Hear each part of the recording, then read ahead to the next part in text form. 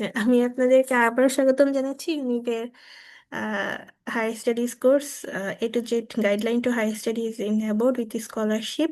আমাদের এই কোর্সের এটি হচ্ছে 17 নম্বর ব্যাচ। আপনারা এর আগে আমরা 16টি সফলভাবে ব্যাচ সম্পন্ন করেছি এবং আমাদের প্রত্যেকটি সেশনেই প্রথম যেই সেশনটা থাকে, মানে প্রত্যেকটি ওয়ার্কশপ কোর্স আমরা দুইভাবে করি, একটা শর্ট লিস্টেড করি, একটা লং লিস্টেড করি। আপনারা এখন বর্তমানে যেটাতে আছেন সেটা হচ্ছে আমাদের লং কোর্স হাই স্টাডিজের উপরে, যেখানে আপনারা 11টি সেশন পাবেন এবং এখানে বিষয়ভিত্তিক আপনারা অনেকগুলো বিষয় পাবেন। যেমন আজকের যে প্রথম সেশনটা, এটা আমরা সবসময় করে থাকি।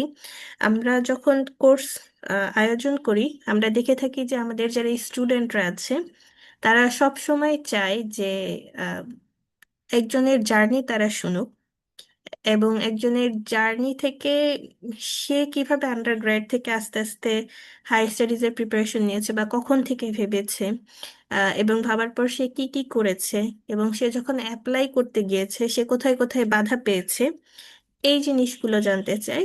তো সেই জন্য আমরা সবসময় হায়ার স্টাডিজের যে প্রথম সেশনটা এইটা রাখার চেষ্টা করি যে একজন হায়ার স্টাডিজে গিয়েছেন এমন কোনো স্টুডেন্টের থেকে আমাদের যারা শিক্ষার্থীরা আছে তারা যেন জানতে পারে, মানে তাদের মনে যত ধরনের প্রশ্ন আছে সে কি কি কোন কোন জায়গায় সে বাধা পেয়েছিল, প্রফেসরদের সাথে মেইল করতে গিয়ে সে কি প্রথমবার এই মেইলের উত্তর পেয়েছিল নাকি অনেকবার মেইল করার পরে সে তার উত্তর পেয়েছিল, বা প্রফেসরদের কিভাবে মেইল করলে হয়তো তারা খুশি হবে। এবং তার এই যে পুরো জার্নিটা, এই জার্নিটার যে খুঁটিনাটি বিষয় আছে, আমার মনে হয় এই জিনিসগুলো যখন আপনারা তার থেকে শুনতে চাবেন, এই শুনতে মানে শোনার মাধ্যমে আপনারা হচ্ছে আপনাদের মনে হাজারো রকমের যে ধরনের প্রশ্নগুলো আছে যেগুলো হয়তো আপনারা কারোর সাথে সরাসরি শেয়ার করতে পারছেন না, এই বিষয়গুলোর উত্তর আপনারা সবাই পেয়ে যাবেন। এবং একই সাথে আমাদের পুরো কোর্সটা যদি আপনারা দেখেন, যেমন নেক্সট যেই ক্লাসটা হবে সেটা হবে এসওপি রাইটিং এর উপর।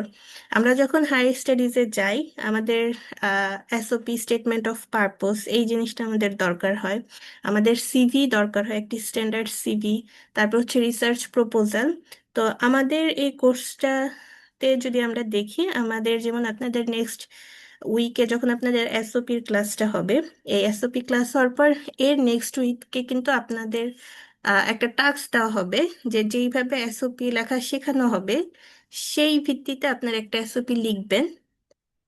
লিখার পর আপনারা আমাদেরকে মেইলে পাঠাবেন এবং আপনাদের লিখায় কোন কোন জায়গাটা আপনারা বেসিক ভুল করেছেন বা মেজর ভুল করেছেন, অথবা কোন কোন জায়গাটা আপনাদের লক্ষ্য রাখা উচিত লেখার সময়, আপনাদের সেই লিখা এসওপি থেকে কিন্তু আমরা একটা অ্যাসেসমেন্ট করব এবং সেই অ্যাসেসমেন্টের উপর আমরা আরেকটা ক্লাস নিব, যেন আপনারা আমাদের যে রিসোর্স পার্সন আপনাদের এসওপির ক্লাস নিয়েছিল তিনি যখন অ্যাসেসমেন্ট করবে আপনারা আপনাদের ভুলগুলো বুঝতে পারেন এবং সেই অনুযায়ী ঠিক করে নিতে পারেন। ঠিক একইভাবে আমাদের একটা স্ট্যান্ডার্ড সিভি, এই জিনিসটা আমরা অনেকে পারি না, এবং এই স্ট্যান্ডার্ড সিভি রাইটিং এর ক্ষেত্রে সিভি লেখার পর সেটাও আপনারা আমাদেরকে জমা দিবেন এবং সিভি রাইটিং এর উপর আপনারা যে সিভিটা তৈরি করবেন তারও আমরা একটা অ্যাসেসমেন্ট করব যে আপনাদের সিভির কোথায় ভুল আছে না আছে, কোন জিনিসটা আপনারা ঠিক করতে পারেন।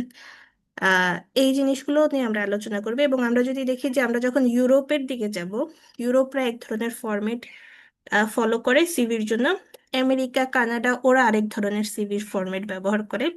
তো এই সিভির ফরম্যাটগুলো নিয়েও আমাদের আলোচনা হবে আপনাদের সিভি রাইটিং সেশনে। এরপর হচ্ছে রিসার্চ প্রপোজালের সেশনটা। আমরা হয়তো অনেকেই আম, হয়তো কেউ আন্ডারগ্রেডের থার্ড মানে থার্ড ইয়ারে আছি, ফোর্থ ইয়ারে আছি, অথবা আমরা মাস্টার্স পাশ করে ফেলেছি, কিন্তু খুব দুঃখজনক বিষয় দেখা যায় যে আমাদের অনেকে একটা রিসার্চ প্রপোজাল লিখতে পারে না, তাই না? বা রিসার্চ প্রপোজাল কিভাবে শুরু করতে হয়, কি দিয়ে শুরু করতে হয়, কিভাবে শুরু করলে ভালো হয়, অথবা আমরা যদি এআই ব্যবহার করি কিভাবে এআইটা ব্যবহার করা ভালো, আহ এই জিনিসগুলো আমাদের অধিকাংশ মানুষ দেখা যায় কোনো একটা কারণে জানে না, এবং এই বিষয়ে আমরা প্রচুর মেইল এবং এসএমএস পাই।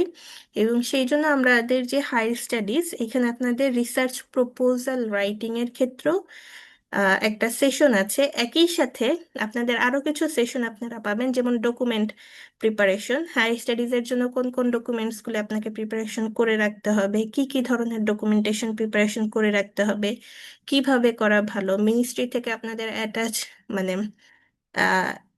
অ্যাটেস্টেড যে করবেন, কখন করবেন, কিভাবে করবেন, এরকম একটা গাইডলাইন দেওয়ার জন্য আপনাদের একটা সেশন নেওয়া হয় ডকুমেন্টেশন প্রিপারেশনের ক্ষেত্রে হাই স্টাডিজের জন্য।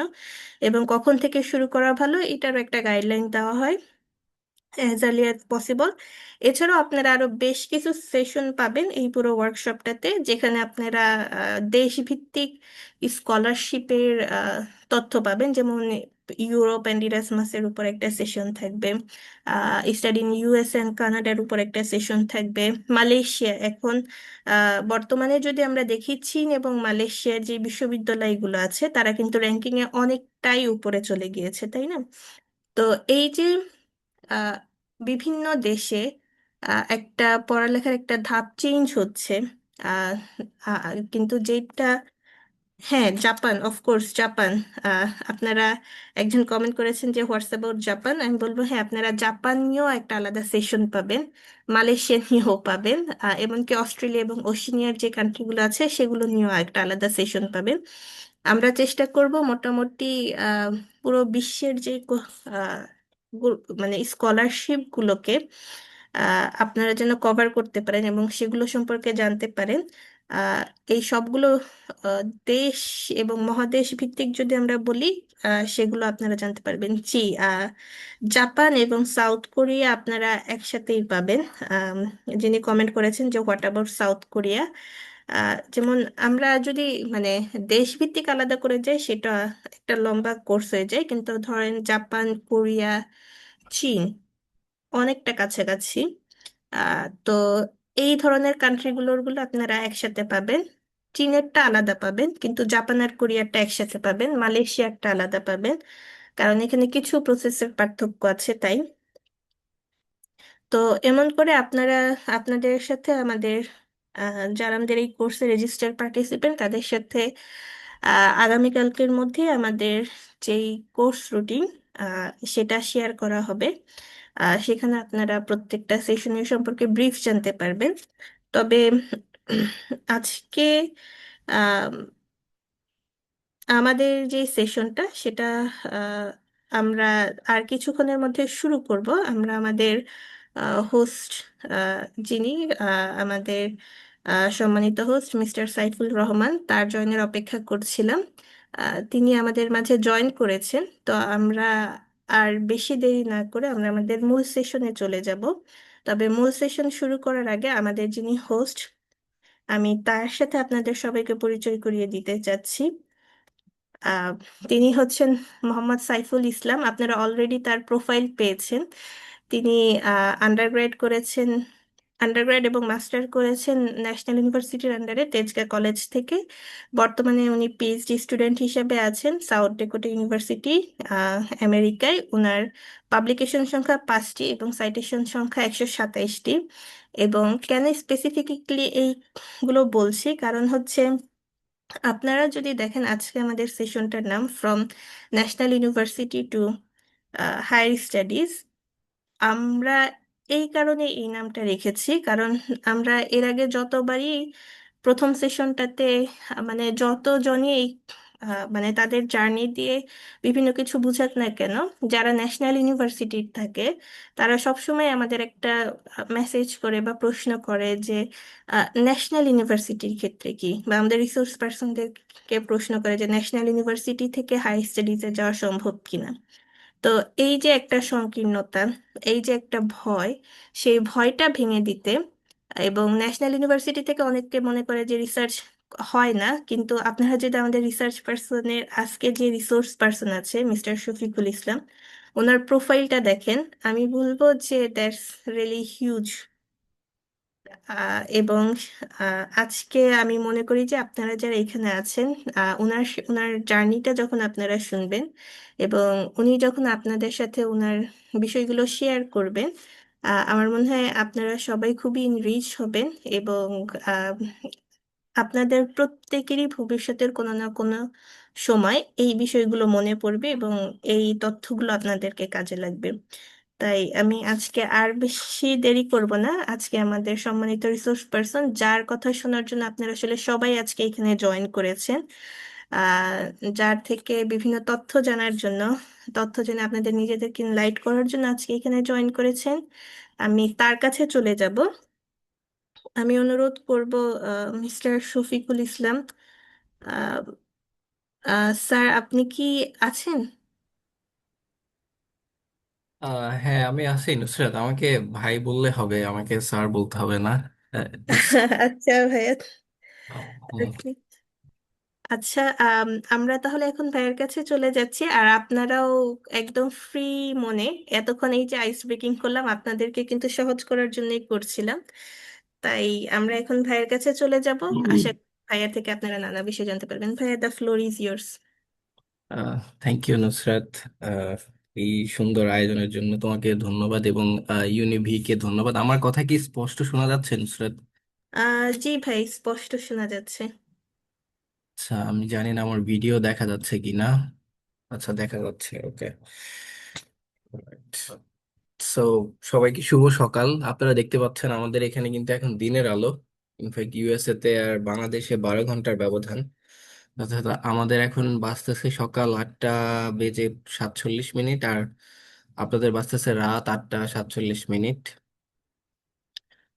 তো যারা এখানে যুক্ত হয়েছেন সবাইকে অভিনন্দন, আর আশা করছি আপনারা পুরো সময় জুড়ে থাকবেন।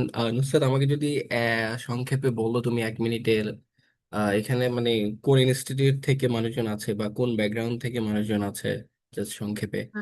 ভাইয়া, এখানে ন্যাশনাল ভার্সিটি থেকে যেমন আছে, তেমনি হচ্ছে আমাদের বাংলাদেশের বিভিন্ন ইউনিভার্সিটি, যেমন Dhaka University, Barishal University, Chattogram University থেকে মানুষ জয়েন করেছেন।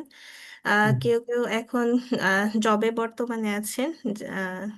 তারাও আমাদের সাথে আছেন। এবং সবাই মোটামুটি আন্ডারগ্রেড থেকে বেশি এবং মাস্টার্স পাশ করেছে, এই ধরনের মানুষরা বেশি। ওকে, থ্যাংক ইউ নুসরাত। So, আমি তাহলে শুরু করতে পারি। আম, আমার সেশনটা দুইটা ভাগে থাকবে। প্রেজেন্টেশন হয়তো থাকবে 30 মিনিট। আমি স্ক্রিন শেয়ার দিই। আমি একটা স্লাইড রাখার চেষ্টা করছি। আম, আচ্ছা, আমাকে আগে স্ক্রিন শেয়ার দিতে হবে, রাইট?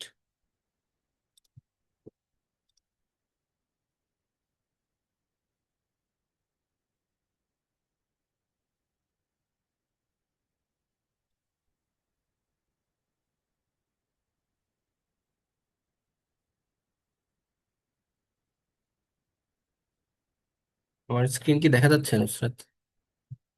আহ, আহ, জি ভাই, আসছে এখনো। ঠিক দেখা যাচ্ছে না। হ্যাঁ, এখন দেখা যাচ্ছে।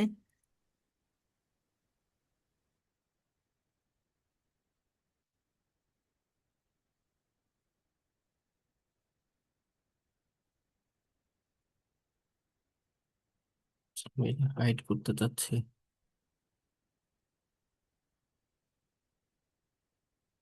ঠিক আর হাইড হবে না। হুম। ওকে, অলরাইট। তো এখন ঠিক আছে নুসরাত? পারফেক্টলি দেখা যাচ্ছে? জি ভাই, একদম পারফেক্টলি দেখা যাচ্ছে। Right, thank you. সো আমি আমার পরিচয় দিয়ে শুরু করি। নুসরাত অলরেডি আমার পরিচয় দিয়েছে। তো আমার নাম হচ্ছে শফিকুল ইসলাম। আমি বর্তমানে যুক্তরাষ্ট্রের সাউথ ডাকোটা স্টেট ইউনিভার্সিটিতে পিএইচডি স্টুডেন্ট হিসেবে আছি। আমার ডিপার্টমেন্ট হচ্ছে department of chemistry, biochemistry and physics. তবে আমার পিএইচডি মেজর হচ্ছে বেসিক্যালি বায়োকেমিস্ট্রিতে। অর্থাৎ আমাদের এখানে যখন পিএইচডির জন্য অ্যাপ্লিকেশন করা হয়, তখন আপনি 3টে ডিপার্টমেন্টে অ্যাপ্লিকেশন করতে পারবেন: কেমিস্ট্রি, বায়োকেমিস্ট্রি, ফিজিক্স। তো আমার মেজর ফোকাস ছিল বায়োকেমিস্ট্রি। সো আমার পিএইচডি ডিগ্রি হবে বায়োকেমিস্ট্রিতে। তো আমার আন্ডার গ্রাজুয়েটও ছিল বায়োকেমিস্ট্রিতে, ঢাকার Tejgaon college under national university থেকে। আমার সম্ভবত 2015-16 সেশন ছিল। তো আমি গত বছর 2024-এর ফল 24-এ আমি আসলে এখানে আসি। এবং আমার প্রায় এখানে 1 বছর অলরেডি অতিবাহিত হলো। আর উম, এই তো এইখানে আহ, এইখানে হচ্ছে যে আমি গবেষণা করছি আসলে ক্যান্সার রিসার্চ ল্যাবে। তো আমাদের এখানে আসলে আমরা ক্যান্সার স্পেসিফিক আসলে না, ক্যান্সার পাথওয়ে অর্থাৎ সিগন্যালিং এগুলো নিয়ে কাজ করা হয়। যে আমরা আসলে মূলত ফ্যাগোসাইটোসিস নিয়ে আমি কাজ করি। অর্থাৎ ফ্যাগোসাইটোসিস যদি কারো ধারণা থাকে, অর্থাৎ এনগালফমেন্ট অফ প্যাথোজেন।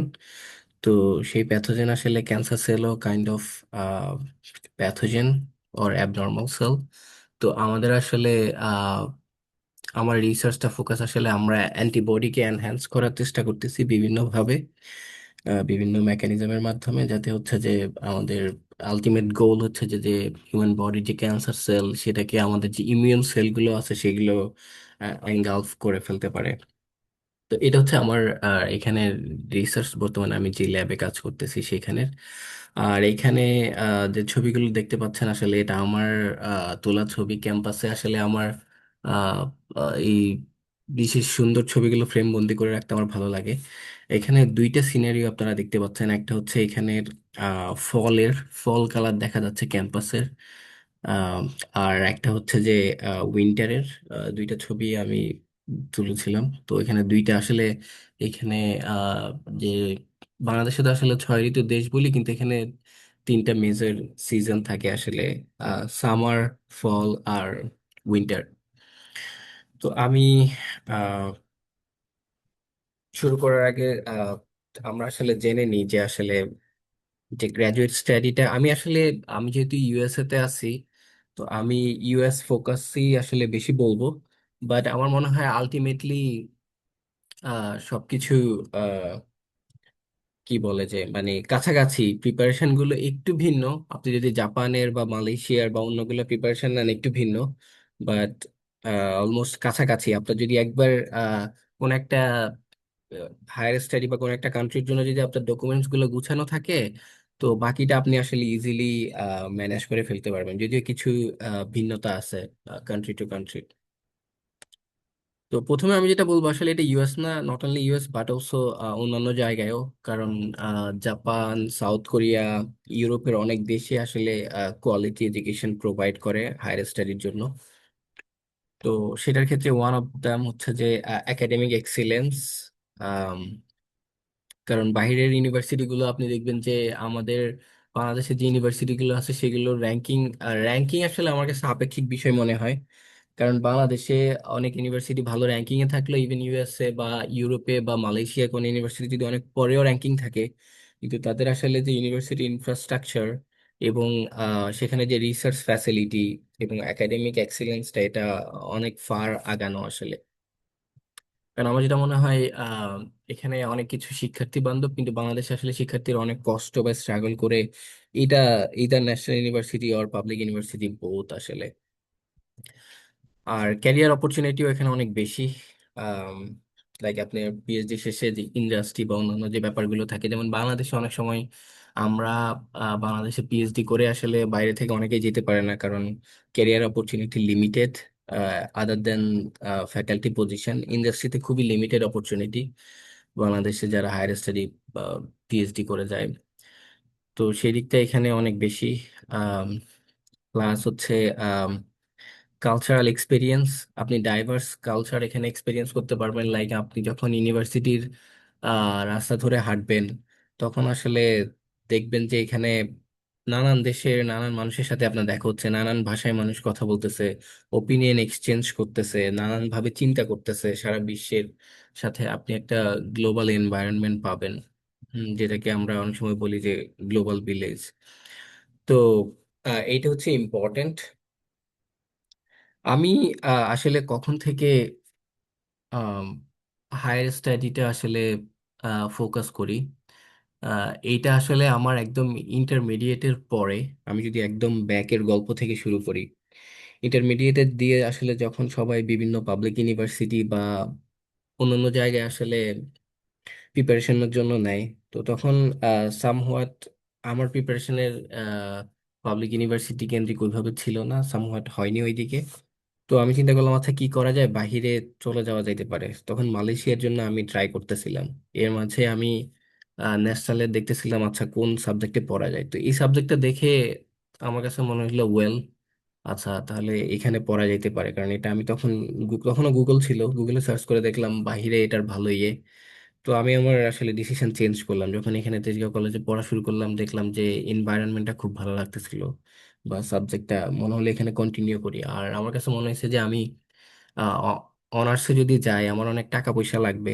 হ্যাঁ, তারপরে হচ্ছে আমার ওই নেসেসারি স্কিলটা নাই ওখানে, প্লাস আমাকে পার্ট টাইম জব করতে হবে। তার থেকে বরং আমি যদি মাস্টার্সে বা পিএইচডি তে যেতে পারি এটা আমার জন্য অনেক কনভেনিয়েন্ট হবে। তো তখন থেকে আসলে আমার ওই মাইন্ডসেটটা ছিল যে আমি আন্ডার গ্রেডের পরে মাস্টার্স বা পিএইচডি তে যাব, যেটা আসলে আমার ফুল জার্নিটা আসলে খুব হেল্প করছে আমার প্রোফাইলটা গুছানোর জন্য।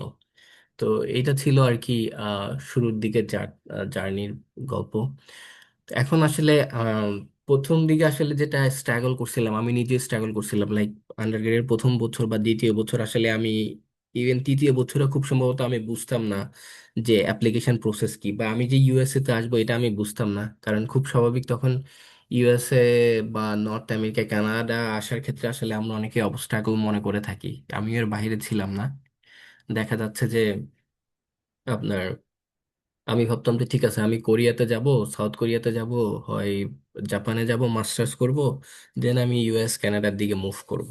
হ্যাঁ, তো লাকিলি আমি আসলে আমার সেকেন্ড ইয়ারের শেষের দিক থেকে আমি একটা রিসার্চ সেন্টার, দ্য রেডগিন রিসার্চ সেন্টার, ওদের সাথে ইনভলভ হই।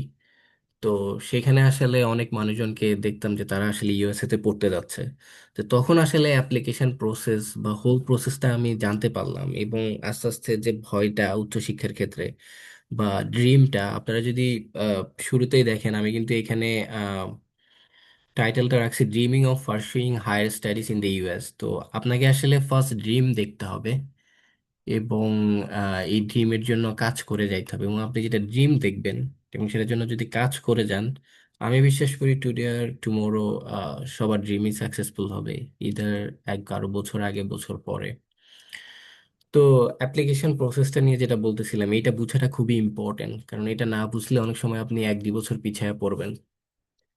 তো প্রথমে আসলে আপনাকে রিসার্চ প্রোগ্রামটা বুঝতে হবে, কারণ আমি এখানে অনলি গ্র্যাজুয়েট স্টাডির জন্য বলতেছি। তো graduate study mostly research based, non research বেসডও আছে খুবই ফিউ, যেগুলো অনেক সময় দেখা যায় যে আসলে ফান্ডিং নিয়ে কম আসে, বা আসলেও দেখা যায় তার এক্সট্রা কারিকুলার, লাইক কোনো কম্পিটিশনে তার আসলে গোল্ড মেডেল বা ব্রোঞ্জ স্টোনস আছে এরকম।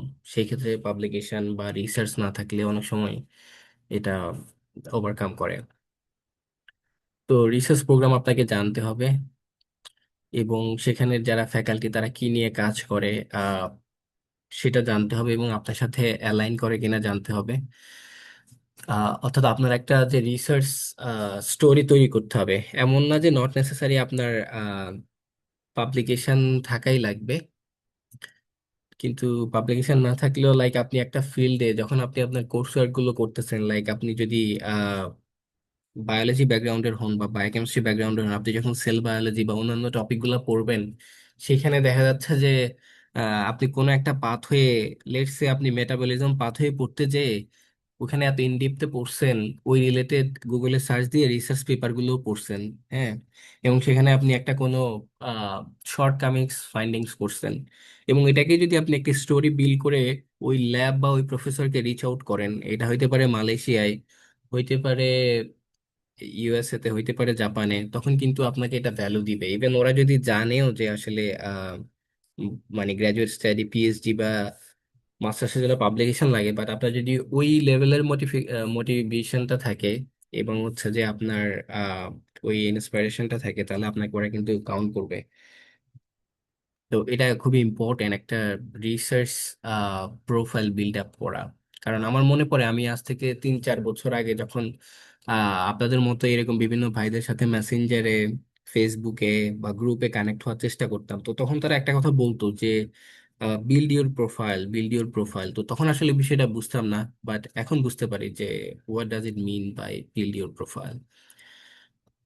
সো দেন যেটা করতে হবে যে অন্যরকম ইম্পর্টেন্ট জিনিস রিসার্চ প্রোগ্রামের পাশাপাশি, যে আপনার ডকুমেন্টসটা প্রিপেয়ার করতে হবে, এবং আমি বলবো এটাই প্রথম ধাপ, যে আপনার অফিসিয়াল ডকুমেন্টগুলো থাকতে হবে, ট্রান্সক্রিপ্ট থেকে শুরু করে আপনার যে জিআরই, বা জিআরই হচ্ছে একটা স্ট্যান্ডার্ডাইজ টেস্ট স্কোর, আর ল্যাঙ্গুয়েজ স্কোর হচ্ছে যে আইএলটিএস। তো লাইফ সায়েন্সের জন্য জিআরই এখন অনেকটাই ওয়েবড, ইউএসএ কানাডাতে কিছু ইউনিভার্সিটিতে দরকার হয়, সেক্ষেত্রে আইএলটিএসটা জরুরি। এবং আপনি যার থেকে রিকমেন্ডেশন লেটার নেবেন, লাইক আপনার ইউনিভার্সিটির প্রফেসর হইতে পারে, বা আপনি ইন্ডাস্ট্রিতে কোথাও জব করলে সেখানে ম্যানেজার হইতে পারে, এবং আপনার একটা সিবি এবং এসওপি। তো আপনি দেখেন এই যে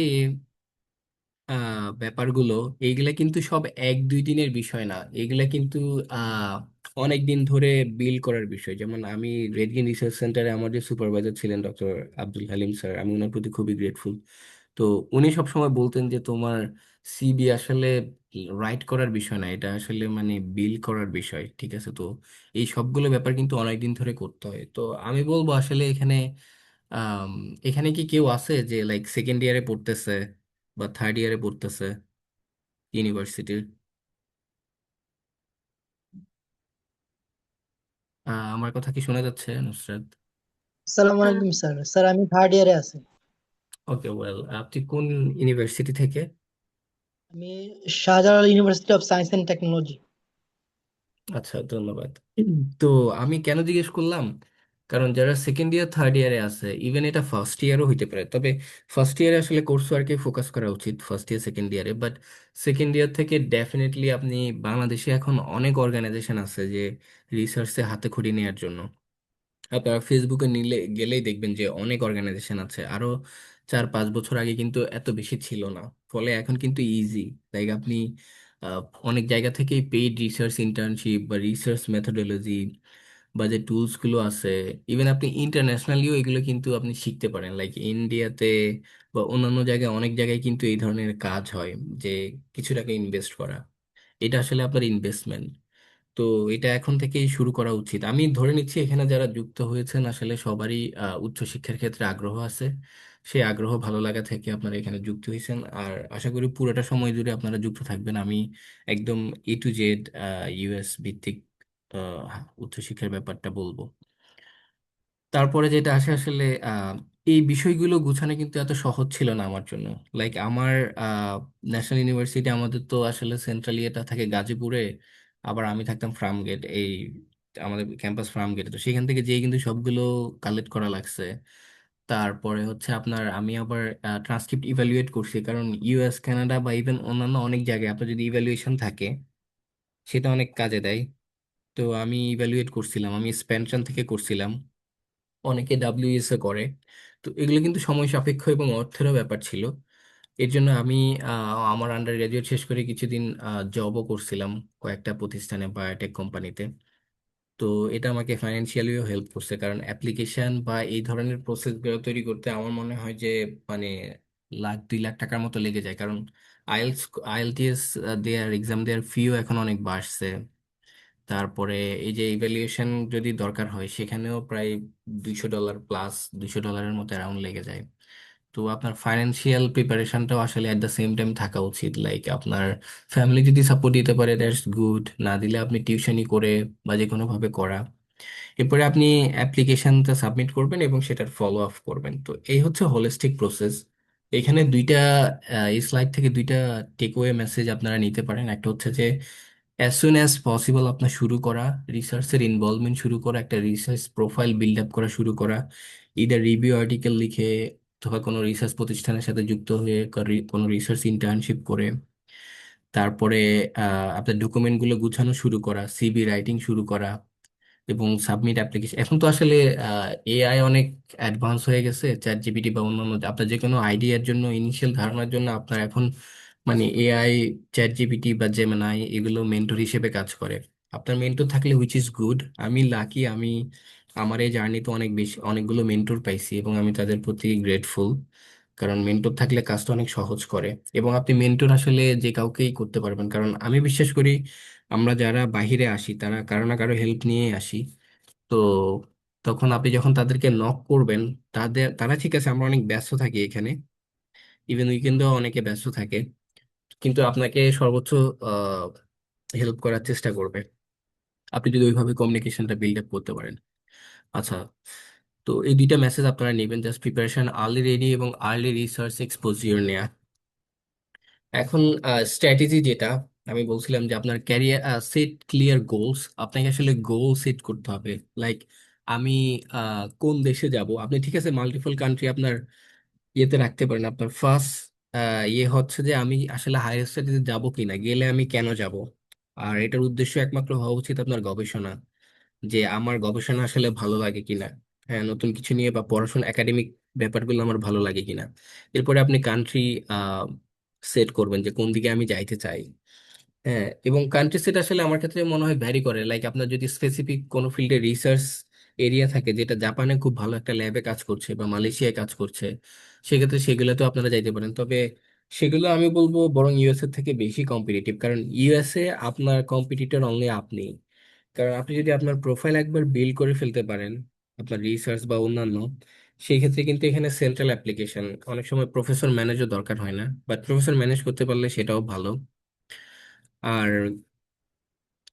রিসার্চ থ্রোলি, অর্থাৎ আপনাকে পুরো প্রোগ্রামটার ব্যাপারে জানতে হবে। প্রথমে তো আপনার নিজের সম্পর্কে জানতে হবে, দেন আপনি যে আপনার নিজেকে ম্যাচ করাবেন ওই প্রোগ্রামের সাথে।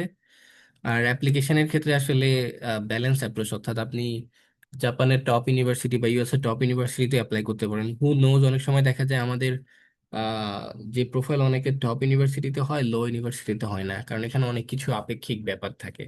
ফলে টপ মিড বা সেফ স্কুল আসলে ট্রাই করা উচিত, বাট মেক শিওর আপনার সাথে ম্যাচ করতেছে আপনার প্রোফাইলের সাথে। কারণ ওরা ধরেই নেয় যে আপনি যে ফিল্ডে আসতেছেন সেই ফিল্ডে আপনার রেলেভেন্ট কোর্স ওয়ার্ক আছে, রেলেভেন্ট টেকনিকের আপনার ধারণা আছে, এবং কিছুটা রিসার্চ এক্সপোজিওর আছে। এটা আপনাকে অনেক আগায় রাখে। কারণ সারা বিশ্বে ইউএস বলি, জাপান বলি, বিভিন্ন জায়গা থেকে মানুষজন পড়তে আসে। ইভেন ইউএসএ থেকেও মানুষজন জাপানে পড়তে যায় বা সাউথ কোরিয়া অনেক সময় আন্ডার গ্রেড করতে যায়। আর বিভিন্ন কান্ট্রি থেকে, জাপান, চায়না, ইউএসএ থেকে মালয়েশিয়া থেকে তো ইউএসএ পড়তে আসেই।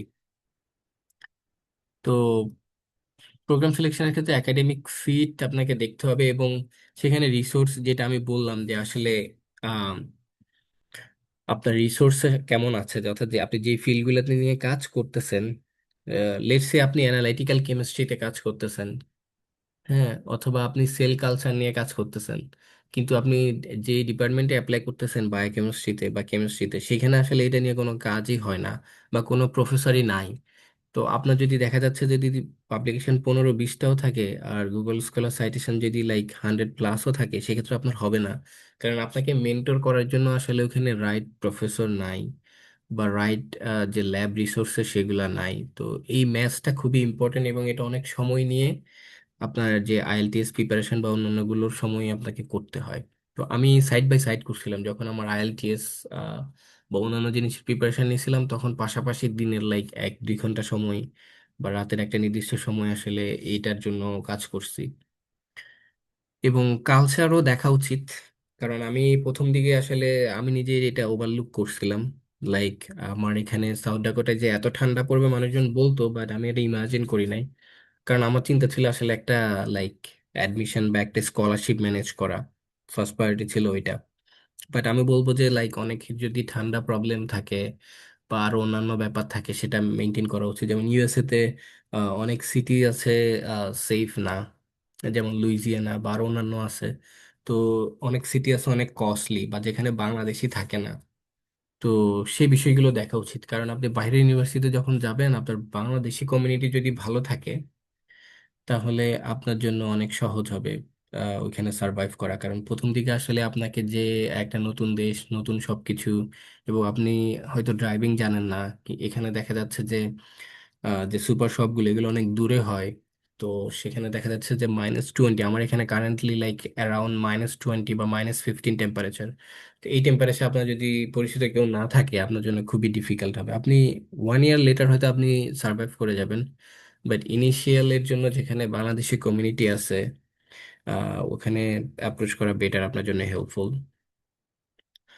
আর লোকেশন, হ্যাঁ লোকেশন যেটা বললাম যে আসলে যে ক্লাইমেট বা কস্ট অফ লিভিং, এগুলো আপনার চিন্তা করা উচিত। কারণ এখানে আপনি একাডেমিক একটা চ্যালেঞ্জ আছে আসার পরে, পাশাপাশি আপনার যদি ফাইন্যান্সিয়াল চ্যালেঞ্জও থাকে, যেমন আমরা যারা স্কলারশিপ নিয়ে আসি তাদের ফাইন্যান্সিয়াল চ্যালেঞ্জটা কম থাকে, আমাদের চিন্তা করতে হয় না আমাদের লিভিং কস্ট বা অন্যান্য টিউশন ফি এগুলো নিয়ে। কিন্তু যারা সেলফ ফান্ডে আসে, আমি অনেককে জানি যারা মাস্টার্সে সেলফ ফান্ডে আসে, তো তাদের আসলে অনেক স্ট্রাগল করতে হয়। তো এইগুলো ভেবে চিনে চিন্তা আসা উচিত আর কি। আচ্ছা, এখন মোস্ট ইম্পর্টেন্ট যেটা টাইমলাইন, টাইমলাইনটা আসলে আমাদের বুঝতে হবে যে আমি যদি ইউএস কেন্দ্রিক বলি, অন্যান্য দেশেও কাছাকাছি হবে বা ভিন্ন হইতে পারে, বাট আমি যদি ইউএস এর ব্যাপারে জানি আমি এখানেই ফোকাস করতেছি। তো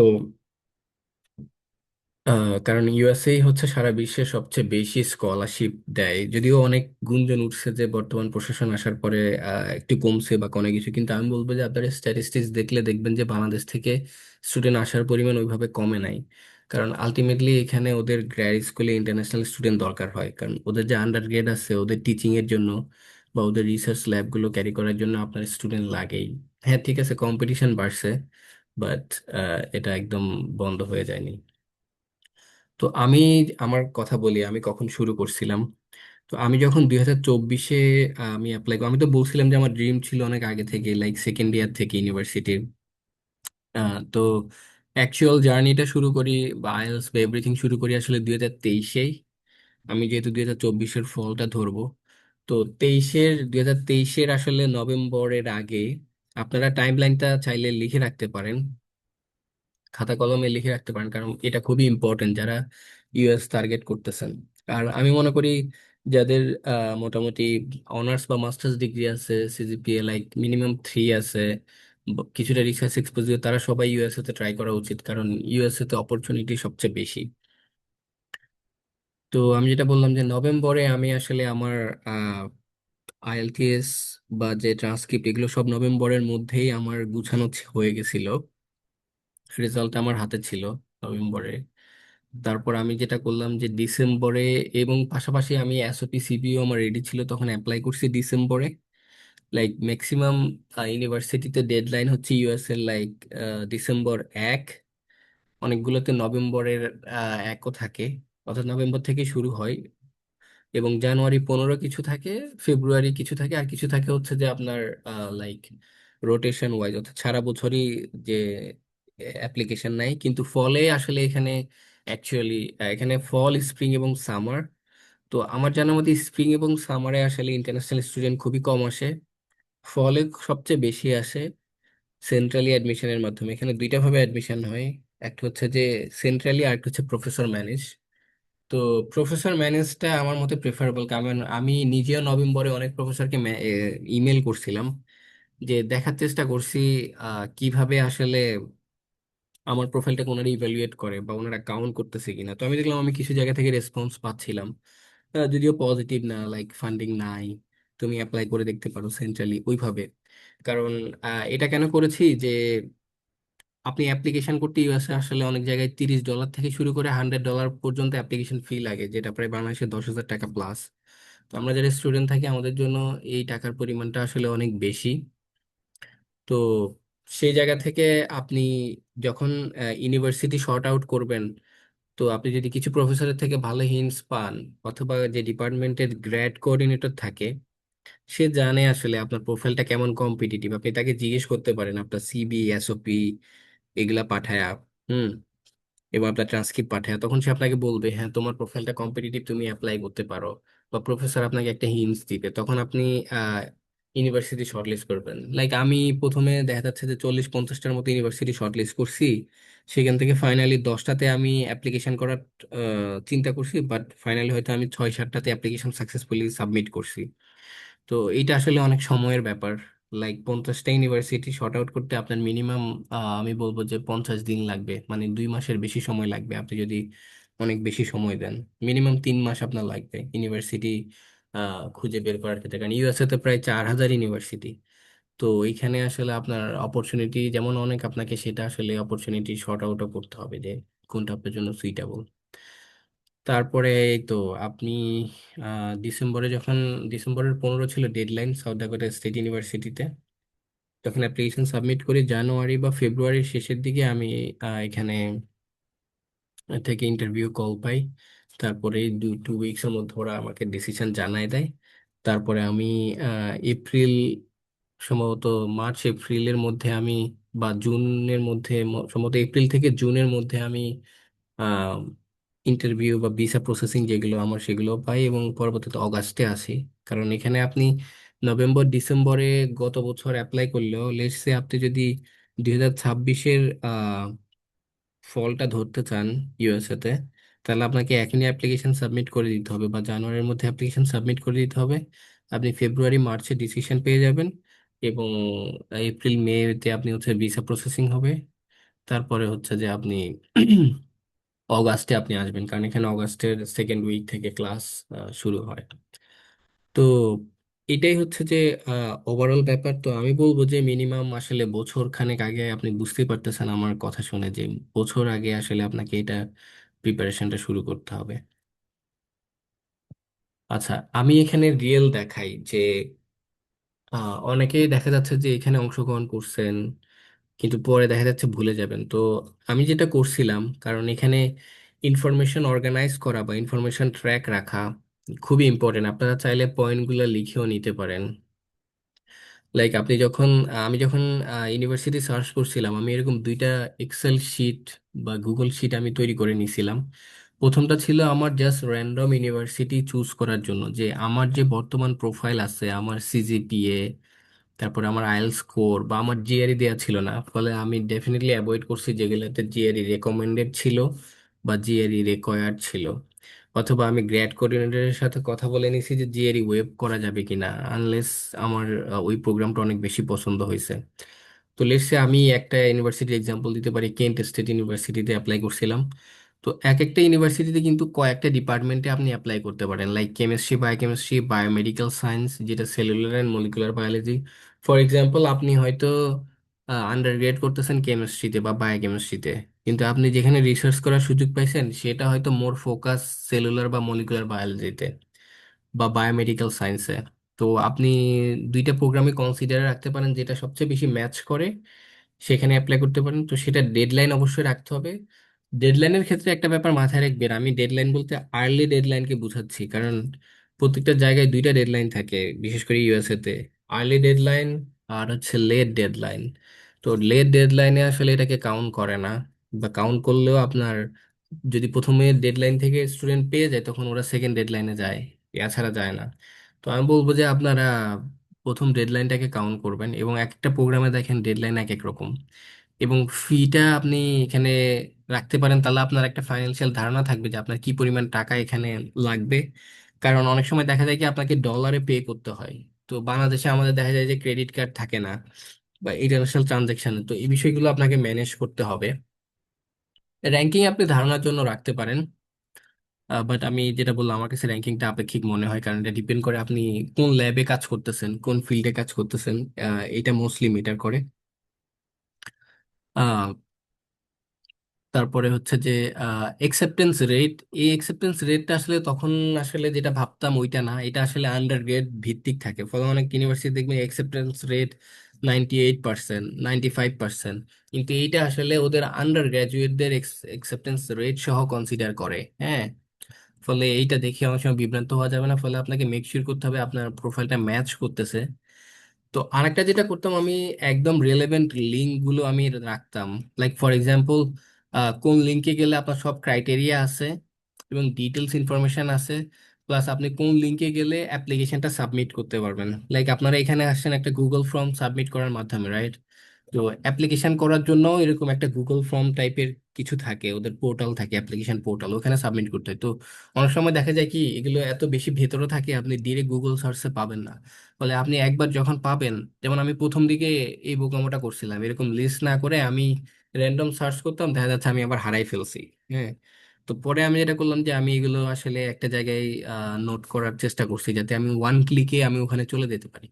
এবং ওখানে ডিগ্রি প্রোগ্রামটা দেখবেন, লাইক আপনি পিএইচডি আর মাস্টার্সে অ্যাপ্লাই করবেন। অনেক জায়গায় দেখা যাচ্ছে কি আপনি পিএইচডি তে গেলেও আপনাকে মাস্টার্স লিডিং পিএইচডি করতে হবে, অর্থাৎ আগে মাস্টার্স করতে হবে পরে পিএইচডি। কারণ ইউএস এর পিএইচডিটাকে সবাই এক্সপেন্সিভ কেন বলে, কারণ এখানে আপনি প্রথমে কোর্স ওয়ার্ক করতে হয় 2 বছর। আপনি বাংলাদেশ থেকে কোর্স ওয়ার্ক করে আসলে এখানে আপনার কোর্স ওয়ার্ক করতে হয়। এবং এখানে কোর্স ওয়ার্ক বেশ রিগোরাস এবং এক্সটেন্সিভ, সামটাইমস ভ্যারি করে ইউনিভার্সিটি টু ইউনিভার্সিটি। তারপরে আইএলটিএস স্কোর, যেমন প্রোগ্রাম টু প্রোগ্রাম, এই প্রোগ্রামের জন্য 6, এই প্রোগ্রামের জন্য 7। তারপর ডুলিঙ্গো স্কোরও আমি রাখছি। কেন আমি রাখছি, কারণ আমি কিছু টপ ইউনিভার্সিটিতে অ্যাপ্লাই করছিলাম, লাইক এখানে ইউনিভার্সিটি অফ ফ্লোরিডা, এইটা like one of the top university in US. তো অনেক সময় দেখা যায় কি এগুলোতে আইএলটিএস স্কোর 7 চেয়ে থাকে। তো আমার আজকেও আসলে এত বেশি 7 ছিল না। তো সেই জন্য আপনার কি হয়, কিন্তু ডুলিঙ্গো স্কোর ওখানে চাই, লাইক ডুলিঙ্গো হয়তো ওরা 120 বা 130 চাইতেছে। তো ডুলিঙ্গো আইএলটিএস থেকে কম্পারেটিভলি ইজি, আপনি বাসায় বসে দিয়ে ফেলতে পারবেন অনলাইনে, এবং খুব বেশি টাকাও লাগে না, লাইক $60 বা $70 লাগে। তো বর্তমানে আইএলটিএস আমি যেটা শুনতেছি এটা আসলে অনলাইনে কম্পিউটার বেস করে ফেলতেছে। তো সেই ক্ষেত্রে এইটাও আপনারা মাথায় রাখতে পারেন, কারণ বাংলাদেশের অধিকাংশ শিক্ষার্থীর ক্ষেত্রে আমি দেখি কি আসলে তারা আইএলটিএস এ যে অনেক বেশি সময় নিয়ে নেয়। তো সেক্ষেত্রে ডুইলিঙ্গোও অনেকে ট্রাই করতে পারে। আর জিআরই দরকার হলে জিআরই আমি নিজেও প্রথম দিকে ট্রাই করছিলাম, বাট পরে আর দিই নাই, যেহেতু আমার হাতে সময় কম ছিল। রেদার আমি রিসার্চে ফোকাস করছি। যাদের রিসার্চ পাবলিকেশন নেই তারা জিআরই দিতে পারে, এটা ডেফিনেটলি একটা এক্সট্রা অ্যাডভান্টেজ দিবে। বাট তার আগে অন্যান্যগুলো জরুরি। ডাব্লিউইএস অথবা স্প্যানচার্ন, অর্থাৎ আপনার যে ট্রান্সক্রিপ্ট আছে সেটা আপনি ইভালুয়েট করবেন। আপনার কাট অফ জিপিএ অনেক ইউনিভার্সিটিতে, ইউএস এর ম্যাক্সিমাম ইউনিভার্সিটিতে জিপিএ জিপিএ 3 দরকার হয় মিনিমাম। তো এটাও আবার অনেক top university like Harvard, MIT, এগুলোতে অনেক সময় 3.75 এরকম চেয়ে থাকে। হুম। বা 3.8 চেয়ে থাকে। তো সেটা আপনার মাথায় রাখতে হবে আপনি যদি এরকম টপ ইউনিভার্সিটিতে অ্যাপ্লাই করেন। আচ্ছা, ওয়েবার এখানে আমি বলতেছি যে যেমন আমি অনেক জায়গা থেকে ওয়েবার পাইছি অনেক ইউনিভার্সিটিতে, লাইক তাদের সেমিনারে অ্যাটেন্ড করে আমি ওয়েবার পাইছি। তারপরে তাদের গ্র্যাড কোঅর্ডিনেটরকে ইমেল করছি যে দেখো আমি তো আসলে ডেভেলপিং কান্ট্রি থেকে, তো আমাকে আসলে এটা ওয়েভ করা যায় কিনা, আমি যেহেতু স্টুডেন্ট। তো অনেক জায়গা থেকে আমি ওয়েভ পাইছি, কিন্তু লাইক আমি প্রায় মনে হয় $200 মতো আমি ওয়েবও পাইছি, লাইক 3-4টে ইউনিভার্সিটি থেকে। যেমন মেডিকেল কলেজ অফ উইসকনসিন, ওদের একটা ওয়েবিনারে অ্যাটেন্ড করে আমি আসলে ওয়েব পাইছিলাম, না হলে সেখানে আমার প্রায় $65-70 দিয়ে অ্যাপ্লিকেশন করা লাগতো।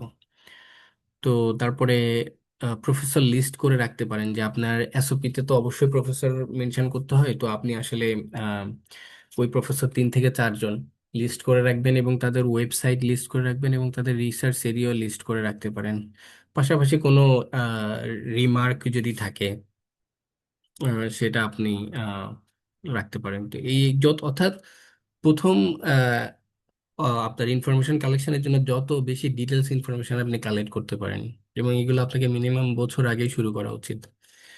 তারপরে ট্র্যাক ইউর অ্যাপ্লিকেশন স্ট্যাটাস।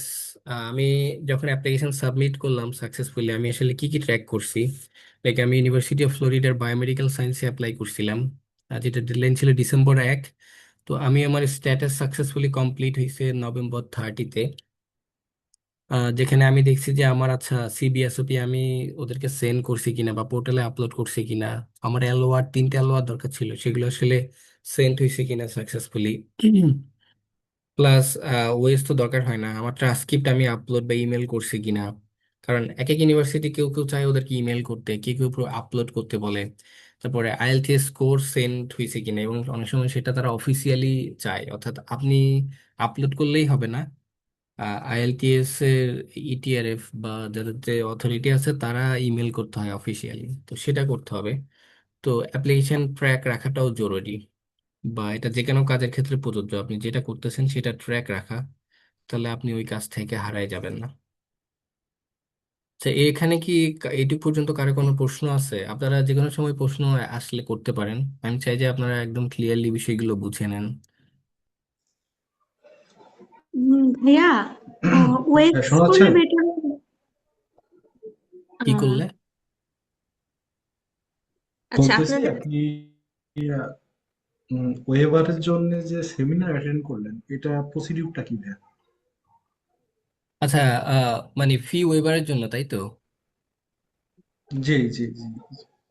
আচ্ছা, ওয়েবারের জন্য আমি যেটা বলছিলাম যে আমি কয়েকটা বিষয় করছিলাম। যেমন মেডিকেল কলেজ হুইসকনসিনে আমি ওয়েব পাইছিলাম হচ্ছে ওদের একটা সেমিনার হয়, এটা অনেক আগে থেকে আপনাকে খোঁজ রাখতে হবে। তো ওই সেমিনারে পার্টিসিপেট করলে আপনার দেখা যাচ্ছে যে আপনি ওরা ওয়েভ করে দেয় ফি, একটা কোড দেয় ওখানে, যে আপনি যারা যারা পার্টিসিপেট করছে তাদেরকে ওখানে লাইভ একটা কোড দেয়, ওই কোডটা ওদের পরে এনরোল করলে আপনার এটা অটোমেটিক ওয়েভ হয়ে যায়। আর আরেকটা হচ্ছে গ্র্যাড কোঅর্ডিনেটরকে, লাইক আপনি যদি আপনার ইউনিভার্সিটিতে কখনো স্কলারশিপ পেয়ে থাকেন, যে হ্যাঁ আপনি ফাইন্যান্সিয়ালের ব্যাপারের জন্য আপনি স্কলারশিপ নিয়ে ইউনিভার্সিটিতে পড়ছেন, আপনার ইউনিভার্সিটির কোনো ফ্যাকাল্টি থেকে যদি এরকম লেটার নিয়ে দেখাতে পারেন যে না আপনি স্টুডেন্ট আর ফাইন্যান্সিয়াল নিড আছে, সেক্ষেত্রে তারা অনেক সময় এটা কনসিডার করে। তো বা অনেক সময় ডিরেক্ট আসলে রিকোয়ার করলে মানে রিকোয়েস্ট করলেও দিয়ে দেয় আর কি। সেক্ষেত্রে গ্র্যাড কোঅর্ডিনেটরে আপনি কন্ট্যাক্ট করতে পারেন যে আমি আসলে ডেভেলপিং কান্ট্রি থেকে, তা আমি হাইলি ইন্টারেস্টেড, তো এটা ওয়েভ করলে আমার জন্য ভালো হয়, তুমি কি পসিবল কিনা, তখন ও পসিবল কোনো ওয়ে থাকলে বলবে। হুম। আর একজন জিজ্ঞেস করতেছিল মনে হয় যে ওয়েস করলে ভালো হয় আর স্প্যান্টন, রাইট? জি জি ভাইয়া। আচ্ছা। তো এইখানে আসলে মেটার করে, যেমন আমি স্প্যান্টনের ক্ষেত্রে দেখছিলাম অনেকের ক্ষেত্রে সিজিপি স্প্যান্টনে কমে গেছে। সেক্ষেত্রে ওয়েসই মনে হয় ভালো, কারণ আমি জানি না স্প্যান্টনে, এটা আমি অনেকে দেখছি, আমার নিজের অতটা কমেনি, ক্লোজ ছিল। বাট স্প্যান্টনে যেটা সুবিধা পাইছিলাম, স্প্যান্টনে খরচটা কম লাগে, প্রায় $150 লাগে স্প্যান্টনে, আর ওয়েসে লাগে $200 প্লাস। আর সময়টাও ওয়েসে প্রায় 2-3 মাস সময় লাগে, আবার স্প্যান্টনে একটু কম সময় লাগে, লাইক 15-20 দিন বা 1 মাস। যেমন ন্যাশনাল ইউনিভার্সিটির কথা যদি বলি, ন্যাশনাল ইউনিভার্সিটি ওয়েসের সাথে ওদের ডিরেক্ট কোলাবোরেশন আছে, ওরা ফাইল টাইল ডিরেক্টলি আপলোড করতে পারে। এখন এটা আপনার ইউনিভার্সিটির যে অ্যাডমিনিস্ট্রেশন আছে সেখানে আপনি জানতে হবে, কারণ ওদেরকে আপনার অফিসিয়াল ডকুমেন্টগুলো ওদেরকে পাঠাইতে হয়, ইদার ইমেল করে অথবা এনভেলপে করে পাঠাইতে হয় ওএস এর কাছে বা ইয়ের কাছে। তো এইটা যেখানে আপনার ইউনিভার্সিটি কনভেনিয়েন্ট ওখানে আপনি যেতে পারেন, প্লাস ওএসএও যেতে পারেন, কারণ ওএসএ মনে হয় সিজিপি আমি ওভাবে কমতে শুনি নাই। সেক্ষেত্রে ওএসটা বেটার হইতে পারে, বাট শর্ট টাইম যদি আপনি যদি শর্ট টাইম বা মনে হয় যে আপনি কম টাকা খরচ করে করবেন, সেক্ষেত্রে স্প্যানশন বেটার। অনেক সময় দেখা যায় কি আপনার এগুলো পরে লাগে, যে ওয়েস বা স্প্যানশন, যে আপনি অ্যাপ্লিকেশন কনফার্ম হওয়ার পরে আপনি করতে পারেন। তো সেক্ষেত্রে তো ধরেন তখন আপনার সিজিপিএ কমে গেলেও কি বেড়ে গেলেও কি আপনি ওয়েস না করে স্প্যানশন করতে পারেন তাড়াতাড়ির জন্য, যেমন আমাদের এখানে অনেকে করছে, যে শুরুতে স্প্যানশন বা ওয়েস সাবমিট করেনি, কিন্তু চান্স হওয়ার পরে সে করছে। হ্যাঁ, আমাদের আরো আচ্ছা। একটি আম, হাত। আচ্ছা, মিস্টার সাইফুল ইসলাম প্লিজ। শফিকুল ইসলাম, আচ্ছা। জি। না, আসলে আমি প্রশ্ন করেছিলাম। জি বলেন। আচ্ছা, আমার আমার প্রশ্নটা ছিল হচ্ছে যে একাডেমিক যে ট্রান্সক্রিপ্ট গুলো আছে, এটা ইভালুয়েশন করার কথা বললেন, তো এটা কি আমরা অ্যাপ্লাই করার আগে ইভালুয়েশন করে ফেলবো? আমার মতে এটা বেটার করলে, কারণ এটা আসলে একটা ভ্যালু অ্যাড করে, এটা ওরা মেনশন করে না ডিরেক্টলি, ওরা বলে ইট ডাজেন্ট ম্যাটার, বাট আমার কাছে মনে হয় ইট ম্যাটার। কারণ ওরা আসলে কম্পেয়ার করতে পারে যে আপনার সিজিপিএটা বা আপনি যে ইউনিভার্সিটি, ওরা কিন্তু জানে না, ঠিক আছে? ওরা হয়তো বাংলাদেশের লাইক ঢাকা ইউনিভার্সিটি, বুয়েট, এরকম কয়েকটা রেনাউন্ড ইউনিভার্সিটি হয়তো জানে, বা জানলেও কিন্তু এখানে সিজিপিএ সিস্টেম সম্পর্কে জানে না, বা ওদের হয়তো অত সময় নাই যে ও নিজে ইভ্যালুয়েট করে দেখবে। হুম। তো সেদিক থেকে আপনার যদি থাকে, তখন আসলে ওরা আর কনফিউশন নাই, আপনি ন্যাশনাল ইউনিভার্সিটি থেকে হন আর যেখান থেকে হন, ওরা তখন ইউএস স্ট্যান্ডার্ডে আপনার সিজিপিএটাকে কনভার্ট করতে পারে। হুম। আচ্ছা, তো ওকে। এতে আমি মনে আর করি ডেফিনেটলি এটা অ্যাডভান্টেজ থাকে। তাহলে হচ্ছে অ্যাপ্লাই করার আগে জাস্ট ওয়েস্টটা করে নেওয়ার পরে আমরা অ্যাপ্লাই করতে পারি। এখন মেন বিষয় হচ্ছে ইউএস এর জন্য তো ডেডলাইন আসলে মিড জানুয়ারি পর্যন্ত অনেক ইউনিভার্সিটিতে থাকে। সেক্ষেত্রে আমার কি এখন আহ, মানে এটা ইভালুয়েশন করা উচিত, না আমি জাস্ট অ্যাপ্লাই করব? আপনি অবশ্যই অ্যাপ্লাই করবেন যেগুলোতে ওয়েস নাই সেগুলোতে, এবং তার পাশাপাশি আপনি ওয়েস এরও প্রিপারেশন নিয়ে নিতে পারেন, কারণ আপনি ইউএসএ আসলে আলটিমেটলি কোনো না কোনো কাজে আপনার ওয়েসটা লাগেই। হুম।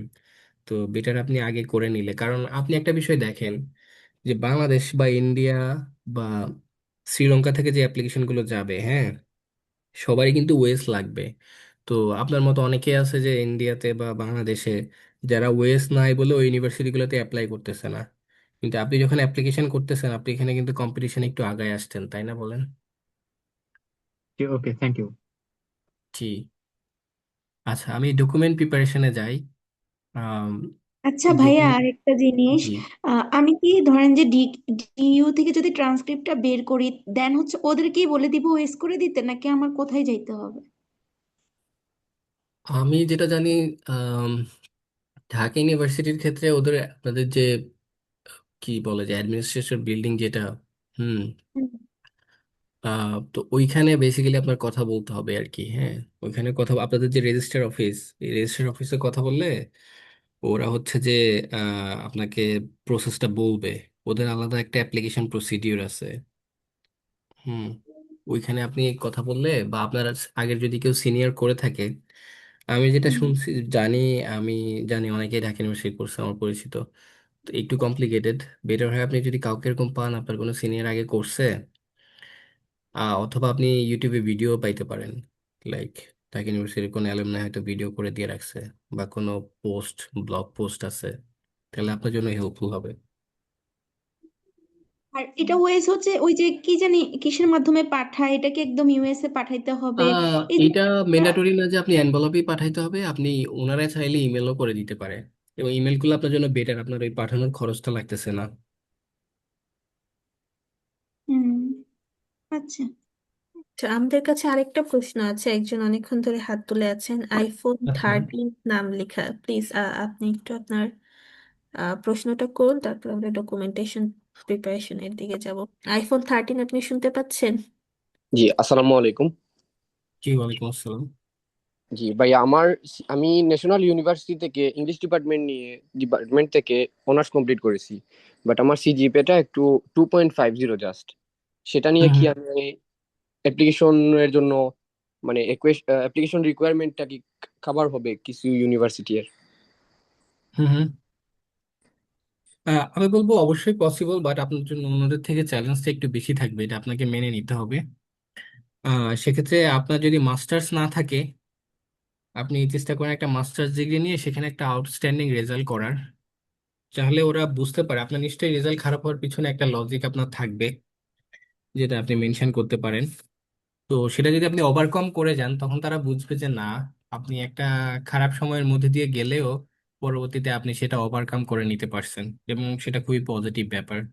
তো আপনার ক্ষেত্রে আমি মনে করি আপনার ডিরেক্ট পিএইচডি তে অ্যাপ্রোচ করতে পারেন। যদি আপনার আমি জানি না আপনার রিসার্চ ব্যাকগ্রাউন্ড বা অন্যান্য অন্যান্য ইনগ্রেডিয়েন্টের কি অবস্থা, সেগুলো ভালো হলে আপনি ডিরেক্ট অ্যাপ্রোচ করতে পারেন প্রফেসরকে।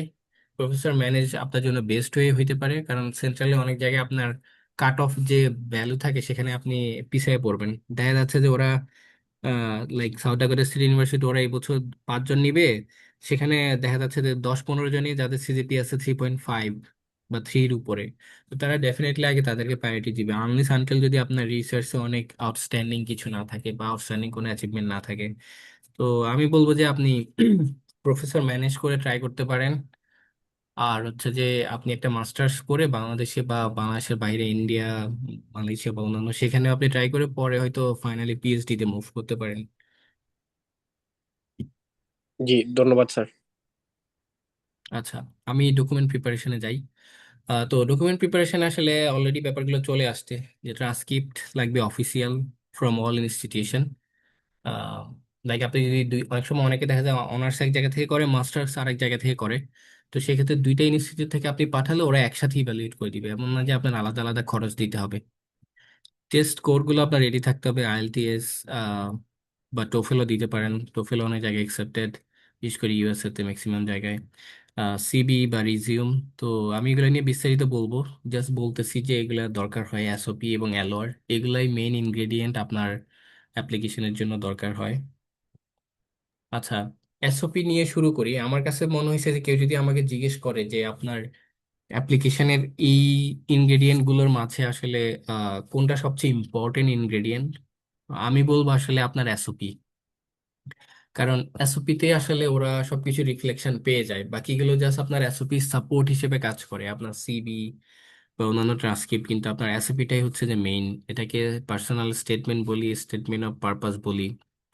তো ইউএস এর ক্ষেত্রে এসওপিটাই মোস্ট কমন এবং পপুলার এসওপি বা পার্সোনাল স্টেটমেন্ট, কিন্তু জাপান, মালয়েশিয়া বা অন্যান্য অনেক জায়গায়, চায়না, সেগুলোতে রিসার্চ প্রপোজাল লিখতে হয়। এবং যেটা আমার কাছে মনে হয় একটু হ্যাসেল, কারণ ইউএস এর অ্যাডমিশনটা বা অ্যাডমিশন প্রসেস এগুলো আমার কাছে হ্যাসেল ফ্রি মনে হয়েছে, কারণ আমার আলাদা কোনো রিসার্চ প্রপোজাল লিখতে হয়নি বা সময় স্পেন্ড করতে হয়নি ওটার জন্য। কারণ একটা রিসার্চ প্রপোজাল লিখতে কিন্তু অনেক এক্সপার্টিস বা অনেক সময়ের দরকার হয়, হুইচ ইজ গুড।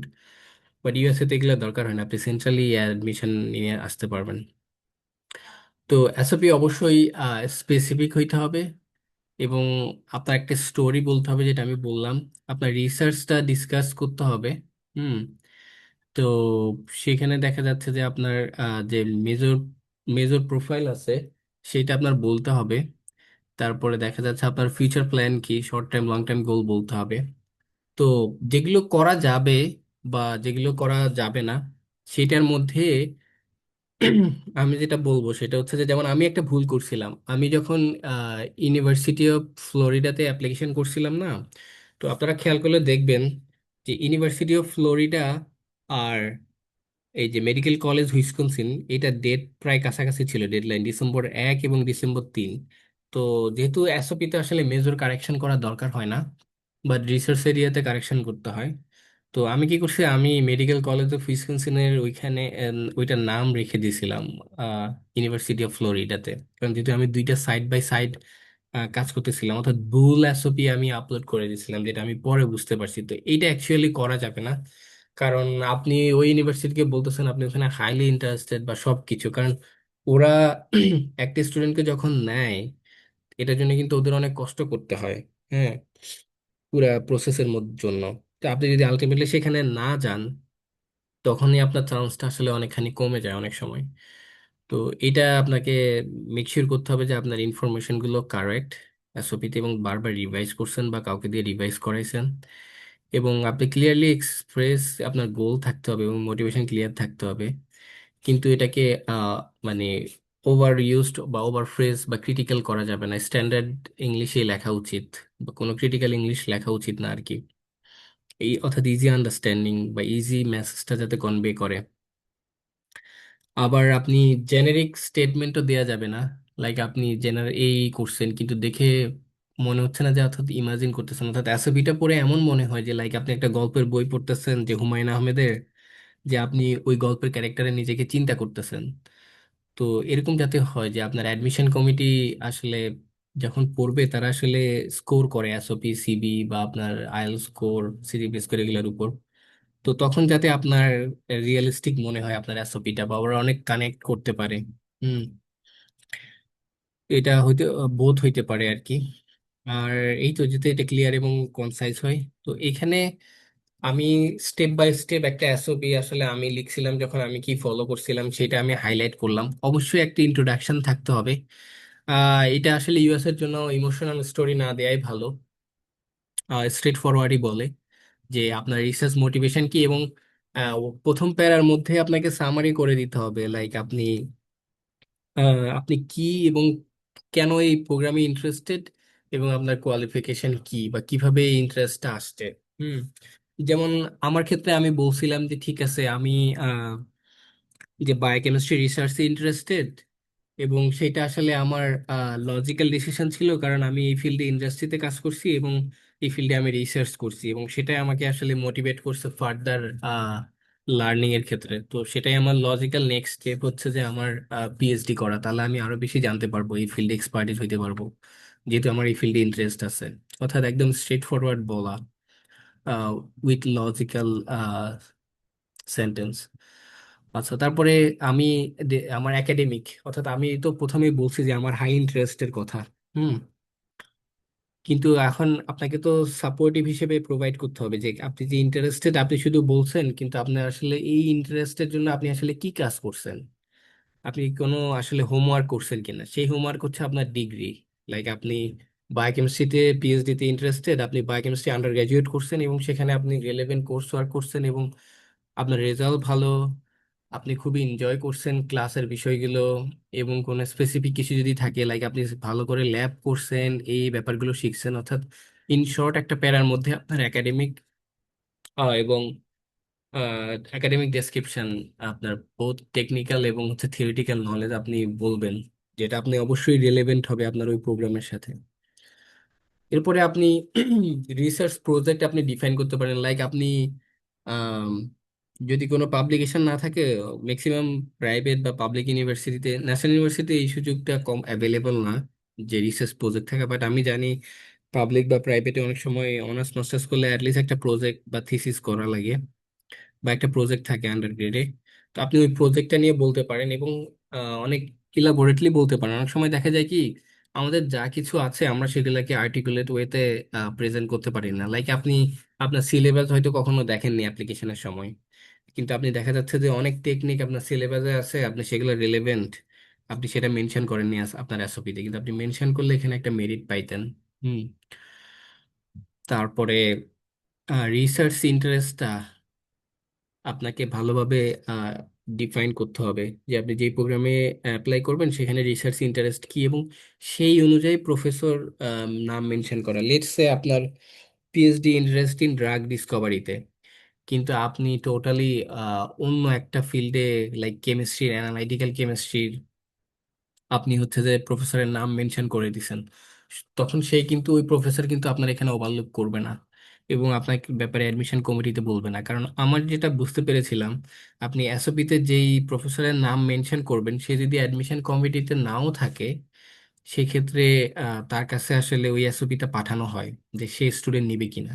তো এই ক্ষেত্রে আহ, যেটা বেস্ট হয়, আপনি ওই প্রফেসরকে আগে চাইলে রিচ আউটও করতে পারেন যে হ্যাঁ, তোমার ব্যাপারে ইন্টারেস্ট আছে, তোমার কি অপিনিয়ন, আমি তোমার নাম দিতে পারি কিনা।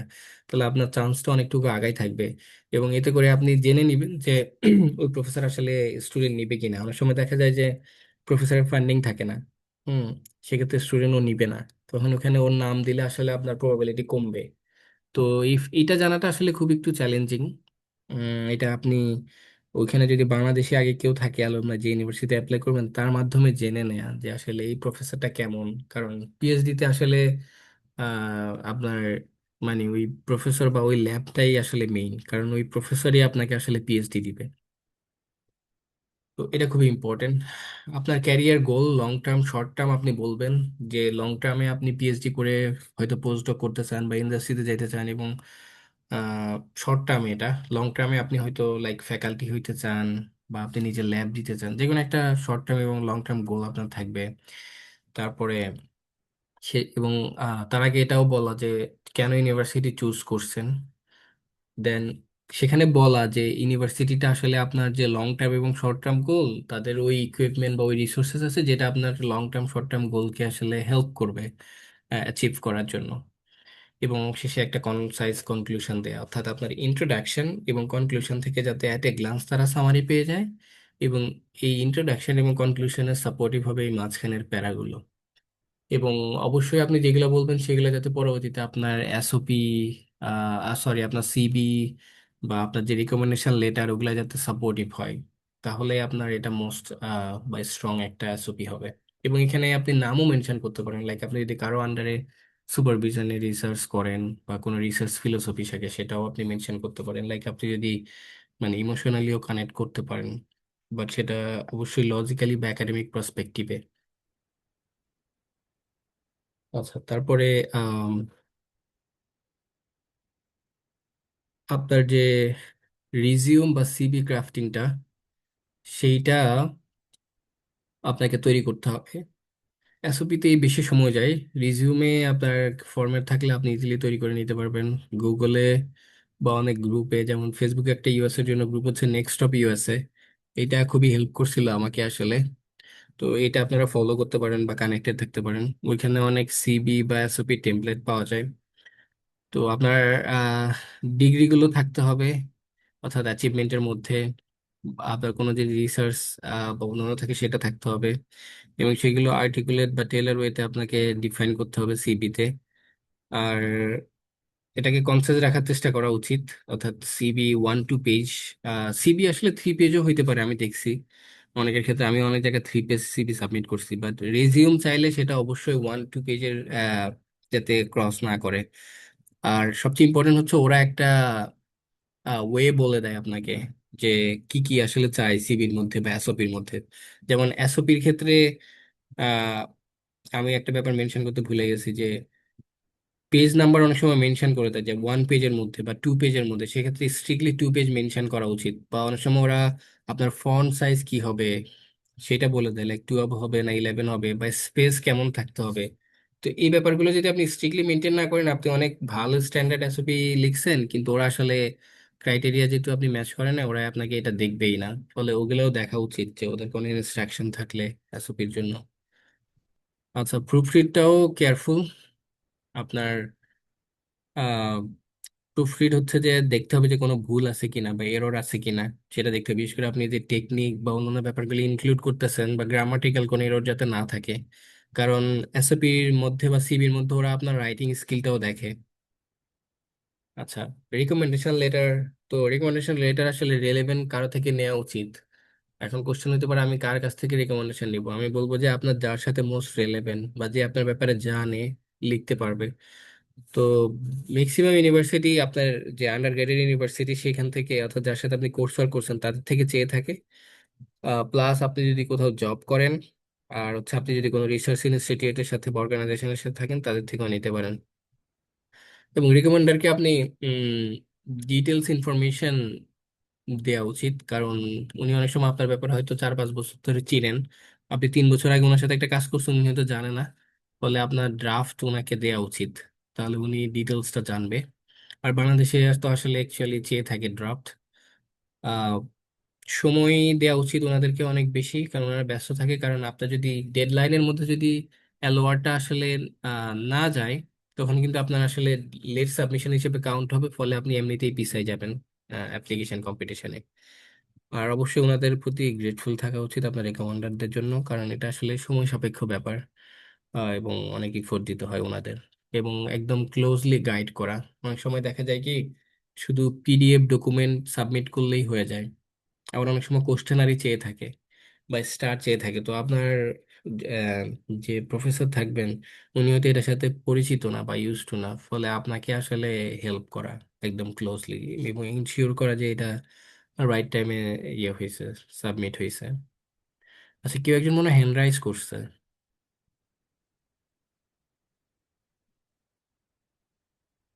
জি মিস্টার, সরি নামিয়ে ফেললো কেন? আচ্ছা, যিনি হ্যান্ড রাইজ করেছিলেন তিনি এবার নামিয়ে ফেলেছিলেন। আপনি কি প্রশ্ন করতে চাচ্ছেন না? রাশিদ রাকিব জি, মামুনুর আসসালামু আলাইকুম। জি, আমি প্রশ্ন করতে চাচ্ছিলাম, তাই মানে আপনারা শুনতে জি। পেরেছেন তো, তাই নামাইলাম। জি ভাই, আমাকে বলা এই যে ইয়েটার কথা বলো, রিকমেন্ডেশন লেটারটা। হ্যাঁ, হ্যাঁ, আমার কেসে হলো কি, আমার দুইজন প্রফেসর যিনি ছিলেন, ডিপার্টমেন্টের চেয়ারম্যান ছিলেন, আরেকজন কোর্স কোঅর্ডিনেটর ছিলেন আমার ব্যাচেলরে। ওনারা এখন ওনারা অন্য একটা পাবলিক ইউনিভার্সিটিতে আছেন। ওই সময় ওনারা ছিলেন, এখন আমি ওনাদের কাছ থেকে নিতে চাচ্ছিলাম। ওনাদের আন্ডার একটা রিভিউ আর্টিকেলও আছে আমার। তো এই ক্ষেত্রে আসলে এইরকম কেসে কি করণীয়?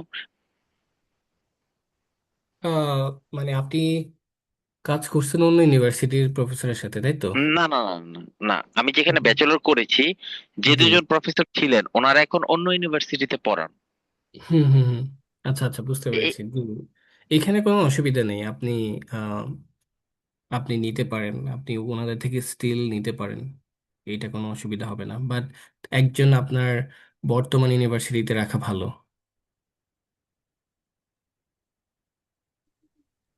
আচ্ছা, আচ্ছা, তাহলে আমি দুইজন হলে একজন বর্তমান যেখানে আছেন এখান থেকে একজনকে নিব, আর চলে গেছেন ওইখান থেকে আরেকজনের কাছ থেকে নিব, তাই তো? Right right. জি। রেকমেন্ডেশন যেমন মিডওয়েস্টের ইউনিভার্সিটিগুলোতে 2টা লাগছিল, যেমন আমি সাউথ ডাকোটা স্টেট ইউনিভার্সিটি আমার 2টা লাগছে, তারপর ইউনিভার্সিটি অফ ফ্লোরিডাতে আমার 3টার মতো লাগছিল। তো এটা আপনার জানতে হবে কয়টা রিকমেন্ডেশন মিনিমাম দরকার হয়, আর অনেক সময় চাইলে এক্সট্রাও দেওয়া যায়। আচ্ছা। তো জি, বুঝতে পেরেছি। আচ্ছা, আমি অলরেডি অ্যাপ্লিকেশন মেটেরিয়ালস গুলো আমি বলে ফেলছি। আমি জানি না আমি কিছু স্কিপ করছি কিনা, থাকলে আপনারা বলতে পারেন বা আপনাদের কোশ্চেন থাকলেও বলতে পারেন। আদারওয়াইজ আমি সামনে যাব, অর্থাৎ ইন্টারভিউ বা পরবর্তী স্টেপগুলোতে যাব। তো আপনি অলরেডি বুঝে গেছেন যে অ্যাপ্লিকেশন ইনগ্রেডিয়েন্ট কি কি লাগবে, সেটা আপনার রেডি থাকতে হবে অনেক আর্লিয়ার, ডেডলাইনের আগে, মিনিমাম 1 মান্থ আগে। তাহলে আপনার জন্য সুবিধা হয়, কারণ অনেক সময় একটা অ্যাপ্লিকেশন পোর্টাল কমপ্লিট করতেও আপনার 2 উইকস থেকে 3 উইক সময় লেগে যায়। হুম। অনেক ক্ষেত্রে 1 মান্থও লেগে যায় প্রথমটা কমপ্লিট করতে, কারণ ওরা অনেক সময় অনেক ধরনের কোশ্চেন চেয়ে থাকে। লাইক ডিরেক্ট এসওপি চায় না, আপনাকে বলে যে 10টা প্রশ্নের আনসার করো। হুম। তারপরে আপনার জব এক্সপিরিয়েন্স বা বিভিন্ন এক্সট্রা কারিকুলার এক্সপিরিয়েন্স যদি থাকে এটাও অ্যাড করতে পারেন সেখানে। আপনার বলে থাকে যে তুমি 100 ওয়ার্ডে লিখো। তো ফলে আমি বলবো যে অ্যাপ্লিকেশন পোর্টালটাও অনেক আগে স্টার্ট করা উচিত, কারণ আমার এমনও দেখা গেছে যে আমি কিছু যে অ্যাপ্লিকেশন পোর্টাল স্টার্ট করছি আমি এট দ্য এন্ড ডেডলাইনের মধ্যে শেষ করতে পারি না, কারণ ওদের রিকোয়ারমেন্ট এত বেশি ছিল। ফলে অনেক সময় নিয়ে আপনি যেখানে যে দেশে অ্যাপ্লাই করেন সময় নিয়ে এটা শুরু করা উচিত, মিনিমাম 1 মান্থ। মিস খাদিজা, আপনি হ্যান্ড রাইজ করেছেন, আপনার কি কোনো কোশ্চেন আছে? জি, ভাইয়া আমার একটা কোশ্চেন ছিল। আমি যেখানে পড়েছি কিন্তু আমি রিসার্চ পেপার করছি যে আরেক ইউনিভার্সিটির টিচারের সাথে। ওনার সাথে আমার 2-3 বছরের পরিচয়। এখন কি উনি আমার জন্য অ্যালোয়ার্ড দিতে পারবে? জি, অবশ্যই উনি আপনার জন্য অ্যালোয়া দিতে পারবে, কারণ যেহেতু আপনার ওনার সাথে রিসার্চ এক্সপিরিয়েন্স আছে এবং ওটা খুবই রিলেভেন্ট হবে। আচ্ছা, ঠিক আছে। থ্যাংক আচ্ছা, ইউ। ওয়েলকাম। তো কারো কোনো প্রশ্ন না থাকলে আমি সামনে যেতে পারি। আচ্ছা, তো আমি এখন আসি ইন্টারভিউতে। আসলে কারণ আপনি অ্যাপ্লিকেশন সাবমিট করার পরে যেটা করবেন, আপনি আসলে ওয়েট করবেন, অ্যাপ্লিকেশনটা ট্র্যাক রাখবেন, কারণ আপনার আসলে জানেন না যে কখন আপনার ইমেল বা নোটিফিকেশন আসবে। সো পোর্টালে আপনি রেগুলার প্রতিদিন চেক করবেন যে ওখানে কোনো মেসেজ আছে কিনা। অনেক সময় দেখা যায় কি, আমরা ভুল করে দেখা গেল আমার সিবি আপলোড করতে ভুলে গেছি, বা সিবিটা যে আমি আপলোড করছি আমার ইন্টারনেটের প্রবলেমের কারণে আপলোড হয়নি, তখন ওরা মেসেজ দেয়, হ্যাঁ তোমার তো আসলে ডেডলাইন হয়ে গেছে, তুমি সিবি এখনো আপলোড করোনি। তো তখন আপনি এটা আপলোড করে দিতে পারবেন, বা অন্যান্য যে কোনো বিষয়। ফলে রেগুলারলি আপনার যে অ্যাপ্লিকেশন পোর্টালটা, এটা চেক করা উচিত মিনিমাম প্রতিদিন একবার বা দুইবার, যাতে কোনো মেসেজ বা নোটিফিকেশন ওখানে আসে কিনা। তারপরে দেখা যাচ্ছে যে আপনার ইমেলে সবসময় চোখ রাখা উচিত যে ইমেলটা আপনি দিছেন, এবং মেক শিওর আপনি একটা স্ট্যান্ডার্ড ইমেল দিছেন এবং ইমেলটা কারেক্ট। এবং সেখানে গ্রেড কোঅর্ডিনেটর অনেক সময় আপনাকে নক করে, অনেক কিছু জেনে থাকে, বা আপনার ইন্টারভিউর জন্য ইমেল পাঠায়। যেমন আমার ক্ষেত্রে মেডিকেল কলেজ হুইসকনসিন থেকে আমি যেটা করছিলাম, আমি যে প্রফেসরদের আমি নাম দিছিলাম, কিন্তু সেখান থেকে আদার দেন আরেকটা প্রফেসর আমাকে নক করছে যে মানে তোমার কি এই ফিল্ডেও ইন্টারেস্ট আছে কিনা। হ্যাঁ, তো আমি তখন আসলে বিষয়টা ইভালুয়েট করতে পারি না, যে আমি ভাবছিলাম যে হয়তো সে অ্যাডমিশন কমিটির কেউ, সে দেখতে চাচ্ছে আমি আমার রিসার্চ ইন্টারেস্টে আসলে কত বেশি স্ট্রিক্ট। কিন্তু পরক্ষণে যেটা বুঝতে পারলাম, এমনও হইতে পারে যে আমি পরে যেটা মিলাই দেখলাম যে সামহাট আমার একটা প্রজেক্ট ছিল যেটা তার সাথে রিলেভেন্ট ছিল, এবং সে হয়তো আমার ব্যাপারে খুবই ইন্টারেস্টেড ছিল, যার কারণে সে নিজ থেকে এসে নক করছে বা দেখতে চাইছে আসলে আমি তার সাথে সুইটেবল কিনা। কিন্তু আমি সেটা বুঝতে পারি না, আমি বলছি যে না আমার ওই ফিল্ডে আমার ইন্টারেস্ট।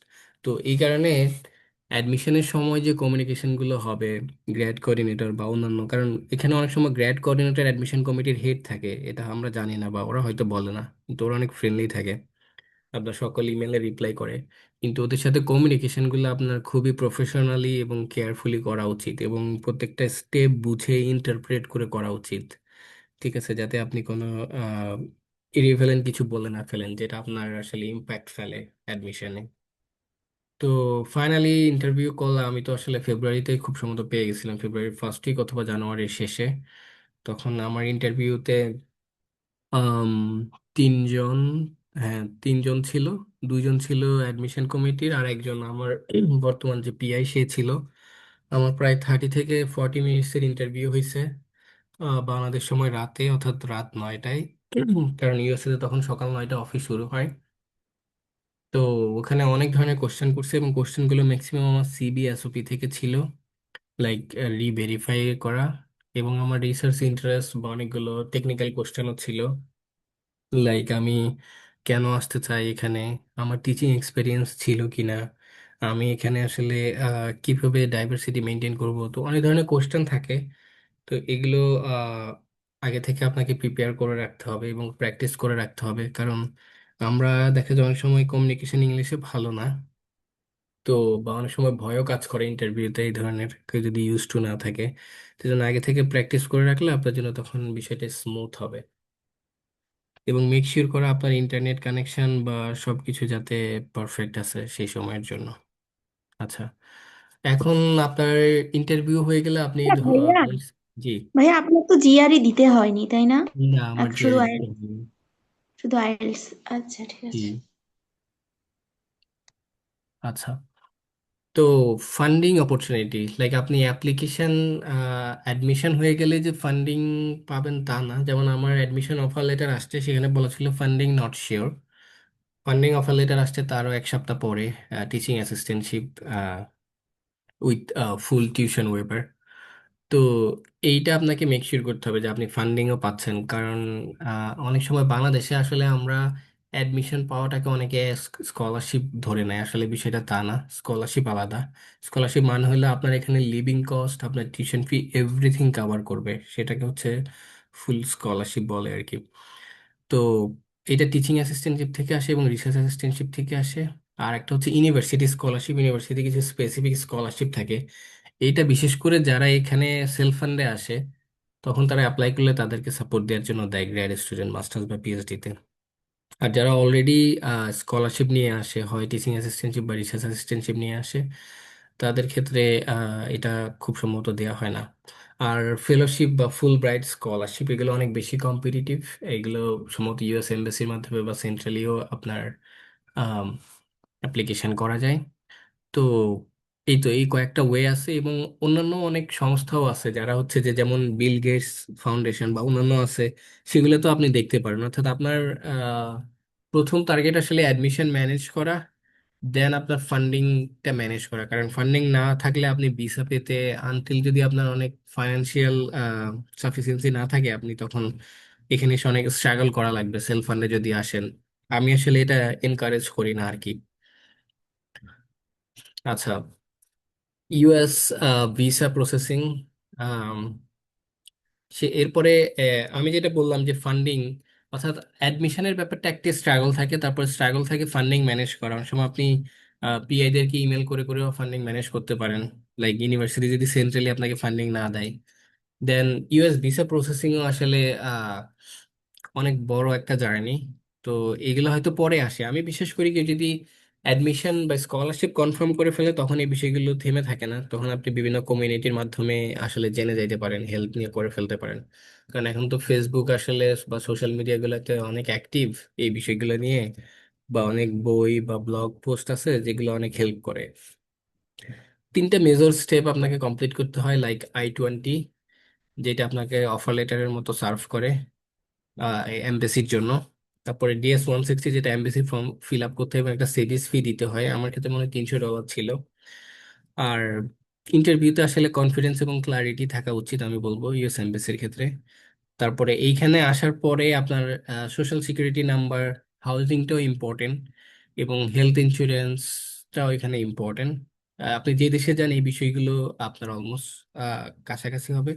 তো এই ব্যাপারগুলো আপনাকে কেয়ারফুলি হ্যান্ডেল করতে হবে, কারণ আপনি যদি ভিসা না পান, আপনার স্কলারশিপ না থাকলেও কিন্তু আপনি যাইতে পারবেন না আর কি।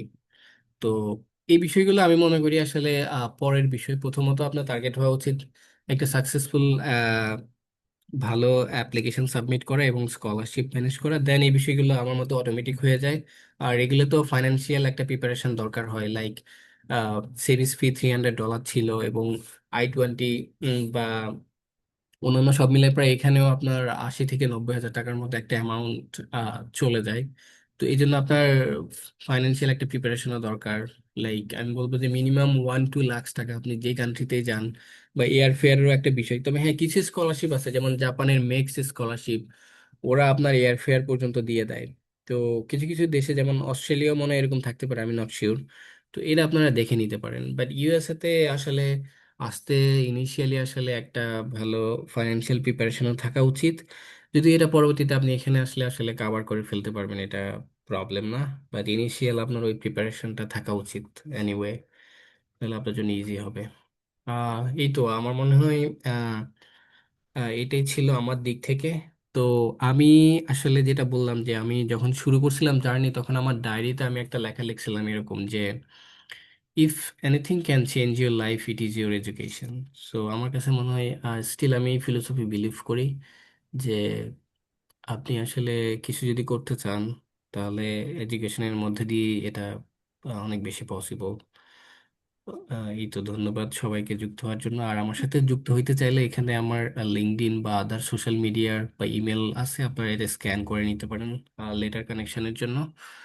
তো আপনাদের যদি কোনো প্রশ্ন থাকে আপনারা প্রশ্ন করতে পারেন। আচ্ছা ভাইয়া, ওই যে প্রফেসরকে যখন, হ্যালো ভাইয়া, ওই যে প্রফেসরকে যখন হচ্ছে কি আমি ইমেল দিব, তো এটা কি জেনেরিক নাকি জেনেরিক না, এটা আমি কিভাবে বুঝবো? মানে আপনি জেনেরিক বলতে কি রিপ্লাইয়ের কথা বলতেছেন? হ্যাঁ, অনেকগুলো আছে না, অটো রিপ্লাই হয়, হয়তো বা প্রফেসর দেয়নি, এরকম বলে যে নেক্সট তখন লিখে টপেই থাকবে। অনেকে দেয় যে জেনেরিক। তো এটা কিভাবে হ্যাঁ, বুঝবে? আচ্ছা তখন লিখে থাকবে যে অনেক সময় প্রফেসর যদি ছুটিতে থাকে বা সে যদি সিক থাকে তখন সে লিখে দিবে যে আই এম নট অ্যাভেলেবল, হ্যাঁ I will get back to you soon. তখন আপনি বুঝে নেবেন এটা অটো রিপ্লাই বা জেনেরিক। আর আরেকটা জেনেরিক রিপ্লাই আপনি যেটা বলতেছেন, if I am not wrong, যে ও রিপ্লাই করতেছে নিজেই, বলতেছে হ্যাঁ ঠিক আছে তুমি সেন্ট্রালি অ্যাপ্লাই করো, হুম হুম হুম। তখন আমি দেখে নিব। হুম, আচ্ছা ঠিক আছে। তো আমার মতে এটা জেনেরিক হইলেও বেটার, অ্যাটলিস্ট সে আপনাকে ক্যাপাবল মনে করছে দেখে অ্যাপ্লাই করতে বলছে।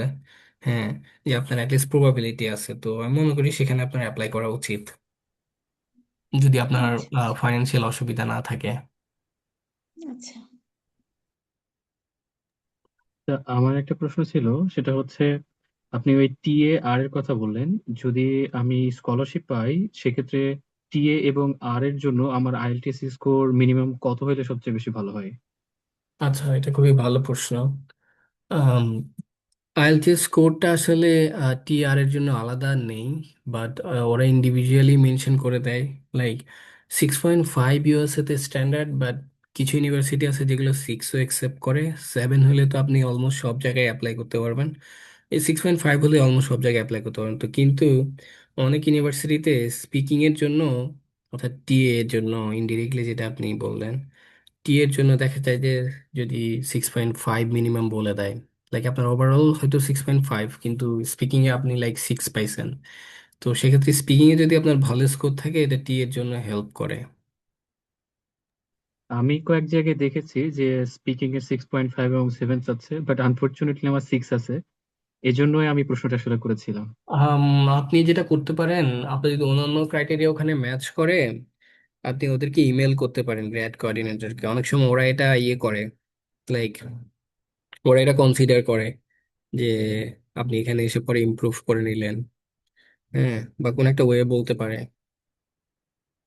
যে আপনি ওকে জিজ্ঞেস করে নিতে পারেন আর কি, তখন এটা আপনার ওরা অ্যাকনলেজ করবে। ওকে। আর আরেকটা প্রশ্ন ছিল হচ্ছে, আমার হচ্ছে 2025 এর মিডিল 2025 এ আমার গ্রাজুয়েশন শেষ হয়েছে, তো আমার মাস্টার্সও শেষ হয়ে গেছে, আমার এক্সাম শেষ হয়ে গেছে, আমার শুধু থিসিসটা বাকি আছে। আর সেক্ষেত্রে আমার হচ্ছে ল্যাব এক্সপিরিয়েন্স আছে মোটামুটি। তো এখন আমি, আমার কি আসলে পিএইচডির জন্য অ্যাপ্লাই করা উচিত না আসলে মাস্টার্স? আমি এটা নিয়ে আসলে খুবই কনফিউজ আছি। অনেকে বলছে পিএইচডির জন্য অ্যাপ্লাই করা যায়, আবার অনেকে বলছে মাস্টার্স। আপনি কি মাস্টার্স অলরেডি করে ফেলছেন বলছেন, রাইট? একটা। মাস্টার্স, হ্যাঁ মাস্টার্স করে ফেলছি, বলতে গেলে আমার থিওরি এক্সাম শেষ, থিসিস বাকি আছে। আচ্ছা, আমি বলবো যে মাস্টার্সটা কমপ্লিট করেন এইখানে, কারণ আপনার যদি বাংলাদেশে একটা মাস্টার্স ডিগ্রি থাকে সেক্ষেত্রে ইউএসএ তে এসে আপনার কোর্স কম করতে হয়। যেমন আমার এক্সাম্পল যদি আমি বলি, আমি এখন যে পিএইচডি করতেছি এটা 60 ক্রেডিট, কারণ আমার মাস্টার্স আছে। এই কারণে আমার 30 ক্রেডিট করা লাগছে। আমার যদি মাস্টার্স না থাকতো তাহলে আমার 90 ক্রেডিটের পিএইচডি করা লাগতো, অর্থাৎ আমার আরো বেশি রিগোরাস কোর্স ওয়ার্ক এখানে নেওয়া লাগতো। তো ফলে মাস্টার্স থাকাতে অনেক বেশি অ্যাডভান্টেজ। হুম। এটা গেল প্রথম কথা। আর দ্বিতীয় কথা হলো আপনি কোথায় অ্যাপ্লাই করবেন, যে পিএইচডি অর মাস্টার্সে। এখন আমি বলবো যে আপনার যদি আলটিমেট গোল হয় যে আমি পিএইচডিতেই যাব, তাহলে আপনি পিএইচডিতে করতে পারেন, আপনার সময় নষ্ট হবে না। আর যদি আপনি মাস্টার্সে ফান্ডিং পেয়ে যান সেক্ষেত্রে আপনি মাস্টার্সেও আসতে পারেন, আমার মনে হয় এটা অসুবিধা নাই। অর্থাৎ আপনি যদি একদম স্পেসিফিক মাস্টার্স ফোকাস হয় যে আমি মাস্টার্স করে জবে চলে যাবে ইন্ডাস্ট্রিতে, আমার পিএইচডি করার ইচ্ছা নেই, সেক্ষেত্রে মাস্টার্সে ট্রাই করতে পারেন। বাট আপনি যদি ইউএস পার্সপেক্টিভে বলি, আসলে মাস্টার্স থেকে পিএইচডিতে একটু ইজিয়ার, যদি আপনার প্রোফাইল ভালো থাকে। কারণ মাস্টার্সে আসলে 2 বছর সময় থাকে, 1 বছর কোর্স সার্কে চলে যায়, আপনি রিসার্চে 1 বছর পাবেন, ফলে প্রফেসর আপনার থেকে ওইভাবে কোনো আউটকাম পাবে না। আপনাকে ট্রেনিং দিয়ে, ট্রেনিং শেষ করতে করতে আপনার মাস্টার শেষ। কিন্তু পিএইচডিতে আপনার 1-2 বছর ট্রেনিং হয়, বাকি 3 বছর আপনি নিজে ইন্ডিপেন্ডেন্টলি রিসার্চ করতে পারেন, তখন একটা আউটকাম আপনি নিয়ে আসতে পারেন প্রফেসরের জন্য বা ল্যাবের জন্য। এই জন্য পিএইচডিটাই আসলে এখানে প্রেফার করে সবাই। ওকে। কারণ আমি হচ্ছে কারণ আমার মাস্টার্স এর রেজাল্ট পাবলিশ হইতে তো প্রায় দেরি হয়ে যাবে, মার্চের 2026 হয়ে যাবে। তো সেজন্য আমি আসলে কনফিউজ ছিলাম যে আপনি স্টিল মাস্টার্স। চাইলে মেনশন করতে পারেন, বাট কারণ আপনি তো স্টিল কোর্স আর করছেন, আপনার থিওরি রেজাল্ট আছে, রাইট? ও না, সেটাও এখনো কি পাবলিশড হয়নি? না, সেটা তো পাবলিশড হবে না, ওটা তো আমার থিসিস হুম ডিফেন্স শেষ হওয়ার পরে আমার পাবলিশড হবে। হুম, আই সি, বুঝতে পারছি। বাট আপনি চাইলে স্টিল আপনি বলতে পারেন। আবার আপনি যদি বলেন, মনে করেন যে না, ওটা আপনার কোনো মেরিট অ্যাড করবে না, সেক্ষেত্রে সেটাও আপনি করতে পারেন, না দেখালেও হবে। ইউএসএ তে মাস্টার্স জরুরি না। ওকে, আমি কি তাহলে আমার সিভিতে কি এই মাস্টার্স এর থিসিস যেটা করেছি বা এইগুলো কি আমি মেনশন করতে পারবো আমার? আপনি মেনশন করা উচিত, কারণ এটা তো আপনার একটা ক্রেডেনশিয়াল, রাইট? অলদো আপনি ইয়েস। রেজাল্ট পাননি, আপনি এটা মেনশন করতে পারেন। এবং আপনি যদি এটা এলওআর এ লেখাই নিতে পারেন আপনার কোনো প্রফেসরের কাছ থেকে, যে he was a outstanding student in masters, although result এখনো পাবলিশড হয়নি, এরকম করে যদি বলে, তাহলে আপনার এটা ভ্যালিডেট হয়ে যায় এবং এটা একটা ভালো ক্রেডেনশিয়াল অ্যাড করবে।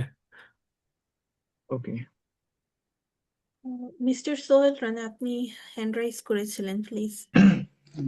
জি ভাই, আমার কোশ্চেনটা হলো, এই যে অনার্স থেকে সরাসরি পিএইচডি, মাঝখানে যে মাস্টার্স এর গ্যাপটা থেকে গেল, ইউএসএ থেকে পিএইচডি শেষ করার পরে যদি কেউ ইউএসএ তেই একাডেমিশিয়ান হিসাবে ওই সাইডে যাইতে চায়, অথবা ইন্ডাস্ট্রি জবে যাইতে চায়, তো ওই যে অনার্স এবং পিএইচডি মাঝখানে মাস্টার্স নয়, এই গ্যাপটা ফিল আপ কিভাবে হবে?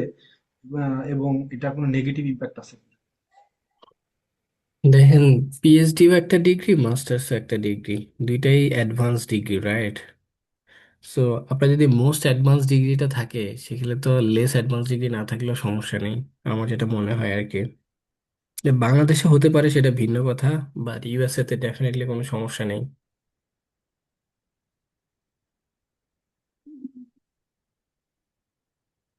জি, থ্যাংক ইউ। ভাইয়া আপনি কি সাউথ ডাকোটাতে আছেন?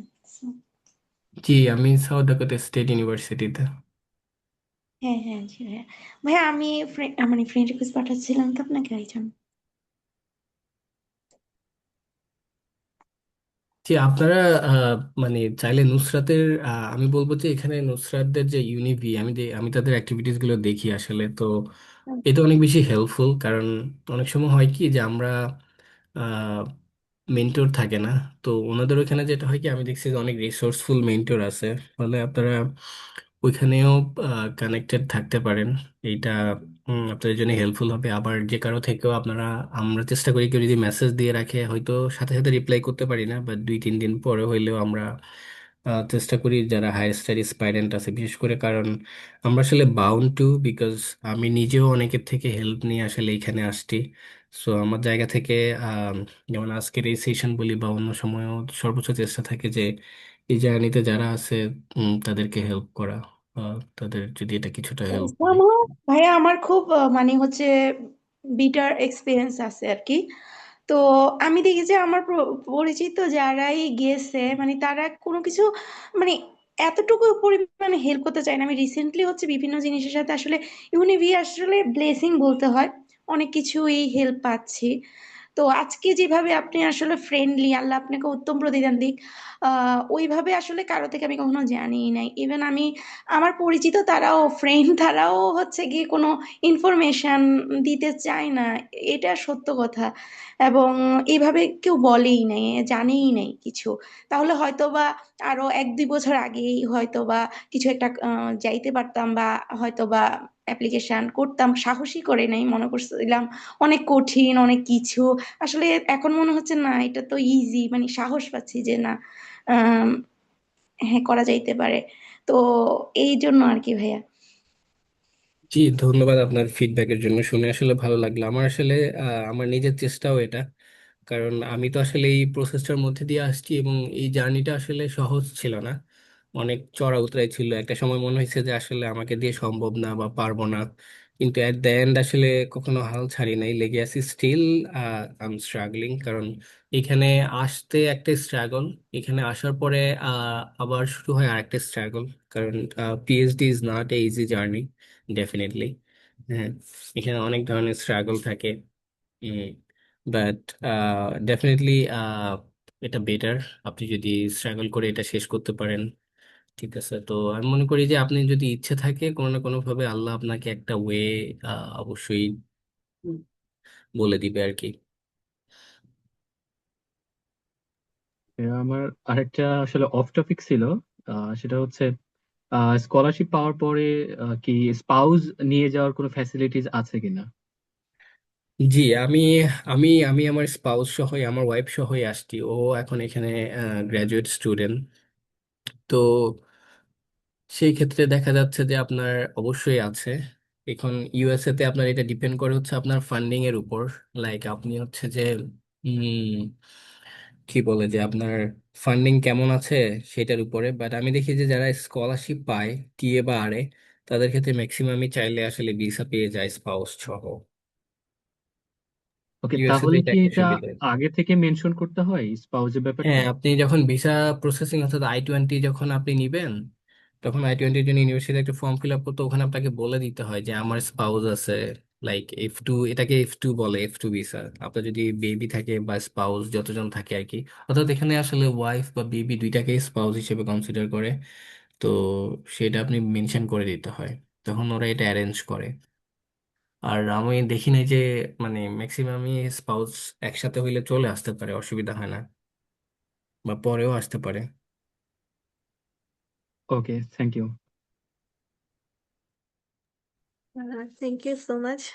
আমি ভাইয়াকে মানে অসংখ্য ধন্যবাদ দিচ্ছি আজকে আমাদের সাথে জয়েন করার জন্য এবং এত এত ইনফরমেশন আমাদের সবাইকে দেওয়ার জন্য। আমরা আজকে শুরু করেছিলাম study from National University to high study in abroad, but আমার মনে হয় যেটা আমরা শুরুতে বলছিলাম যে ভাইয়ার নিজস্ব জার্নির কথাটা যখন আপনারা শুনবেন, এর মাঝে দিয়ে আপনাদের প্রত্যেকের মনে যা যা প্রশ্ন ছিল হায়ার স্টাডিজ নিয়ে, যেগুলো হয়তো আপনারা কারো থেকে শুনতে পারেননি, কারোর সাথে শেয়ার করতে পারেনি, কেউ আপনাদের সাথে শেয়ার করেনি, সেই তথ্যগুলো আপনারা জানতে পারবেন এবং তেমনি একটা ফিডব্যাকও আমরা পেলাম। তাই আমার মনে হয় আপনারা এখানে যারা যারা জয়েন করেছেন তাদের সবার মনে যা যা প্রশ্ন ছিল সবগুলোই আপনারা পেয়েছেন। এবং তাই আমাদের আজকে যিনি resource person mister Shafiqul Islam ভাই, উনি আমার বিশ্ববিদ্যালয়েরও সিনিয়র ভাই। আহ সেই জন্য আমি ভাইয়া বলছি। আহ এবং ভাইয়াকে সেই জন্য অসংখ্য অসংখ্য ধন্যবাদ আজকে আমাদের সাথে জয়েন করার জন্য এবং এত সুন্দর একটা সেশন উপহার দেওয়ার জন্য। ভাইয়া। ধন্যবাদ নুসরাত। আমার মনে হয় একজন হ্যান্ড রাইজ করছেন, সোহেল রানা। আমরা কি ওনার কোশ্চেনটা নিতে পারি? জি ভাইয়া, sure। হ্যাঁ, আপু, আপনাদের কোর্সটা কি আজকে থেকে শুরু হলো? এখান থেকে 11টা ক্লাস হবে? আহ, জি, আজকে থেকে শুরু হয়েছে। ক্লাস কি কি বারে হবে? আচ্ছা, আমাদের ক্লাস শনি এবং রবিবারে হয়, বাট আমার মনে হয় এগুলো আপনারা আমাদের গ্রুপে আপনারা আক্স করতে পারেন, যেই গ্রুপে আচ্ছা আপনারা আচ্ছা। জয়েন হয়েছেন, অথবা আমাদের পেজে কোর্স সম্পর্কে বাকি হ্যাঁ, সবকিছু। আপনারা যদি আজকের সেশন নিয়ে কোনো কোশ্চেন থাকে এটা করতে পারেন। আদারওয়াইজ হয়তো আমি বিদায় নিতে পারি। আহ, আমার মনে হয় যে আমি কোনো কোশ্চেন দেখতে পারতেছি না। আহ, তো আমি সবাইকে ধন্যবাদ জানাই, আপনারা ধৈর্য সহকারে আসলে প্রায় 1 ঘন্টা খানেক অলমোস্ট যারা যুক্ত হয়েছিলেন সবাই ছিলেন। তো আমি অ্যাপ্রিসিয়েট করি আপনারা মনোযোগ দিয়ে কথাগুলো শুনছেন, এবং আমি খুবই খুশি হব আপনারা যদি আহ, এখান থেকে কিছুটা অনুপ্রাণিত হয়েও বা এই প্রসেসগুলো জেনে যদি নিজেরা অ্যাপ্লাই করে নিজের লাইফে যদি একটা হায়ার স্টাডি বা স্কলারশিপ ম্যানেজ করতে পারেন, সেটাই আসলে ভালো লাগার বিষয় হবে। আর নুসরাতকেও ধন্যবাদ আসলে এই চমৎকার আয়োজনের জন্য। ও বরাবরই আসলে ভালো কাজগুলো করে যায়, এবং নুসরাত আসলে অনেক ভালো কাজ করছে আমাদের ডিপার্টমেন্টের হয়ে। তো নুসরাতের জন্য শুভকামনা। আর ইউনিভিকেও ধন্যবাদ আসলে এই চমৎকার প্ল্যাটফর্ম আয়োজনের জন্য। তো আমি আসলে গ্রেটফুল এই সুযোগের জন্য ইউনিভির প্রতি। আর সবার জন্য শুভকামনা রইল। আর যদি কোনো প্রশ্ন থাকে আসলে ইউনিভি তো আপনাদের সাথে আছে, বা আমাকেও জিজ্ঞেস করতে পারেন। আমি আশা করি চেষ্টা করবো হেল্প করার আমার সাধ্য থেকে। জি, ধন্যবাদ সবাইকে। থ্যাংক ইউ ভাইয়া, থ্যাংক ইউ সো মাচ। আবার আপনাকে ঠিক অসংখ্য আছে। ধন্যবাদ আমাদের সাথে নুসরাত, আজকে তোমাকে জয়েন ধন্যবাদ। করার ওকে, জন্য। আমি তাহলে বিদায় নিলাম। হ্যাঁ, আল্লাহ জি হাফেজ। ভাইয়া, অবশ্যই, থ্যাংক ইউ সো মাচ। আমাদের সাথে এতক্ষণ ধরে থাকার জন্য আপনাদেরকে সবাইকে অসংখ্য ধন্যবাদ। আমরা আজকের মতো আমাদের এই সেশন শেষ করছি। আহ, যারা আমাদের সাথে রেজিস্টার্ড পার্টিসিপেন্ট আছেন তাদের সবার সাথে আমাদের আবার নেক্সট শনিবার দেখা হচ্ছে এসওপি সেশন নিয়ে। তো আশা করি সে পর্যন্ত সবাই ভালো থাকবেন, সুস্থ থাকবেন। আল্লাহ হাফিজ। Thank you so much, thank you everyone for joining.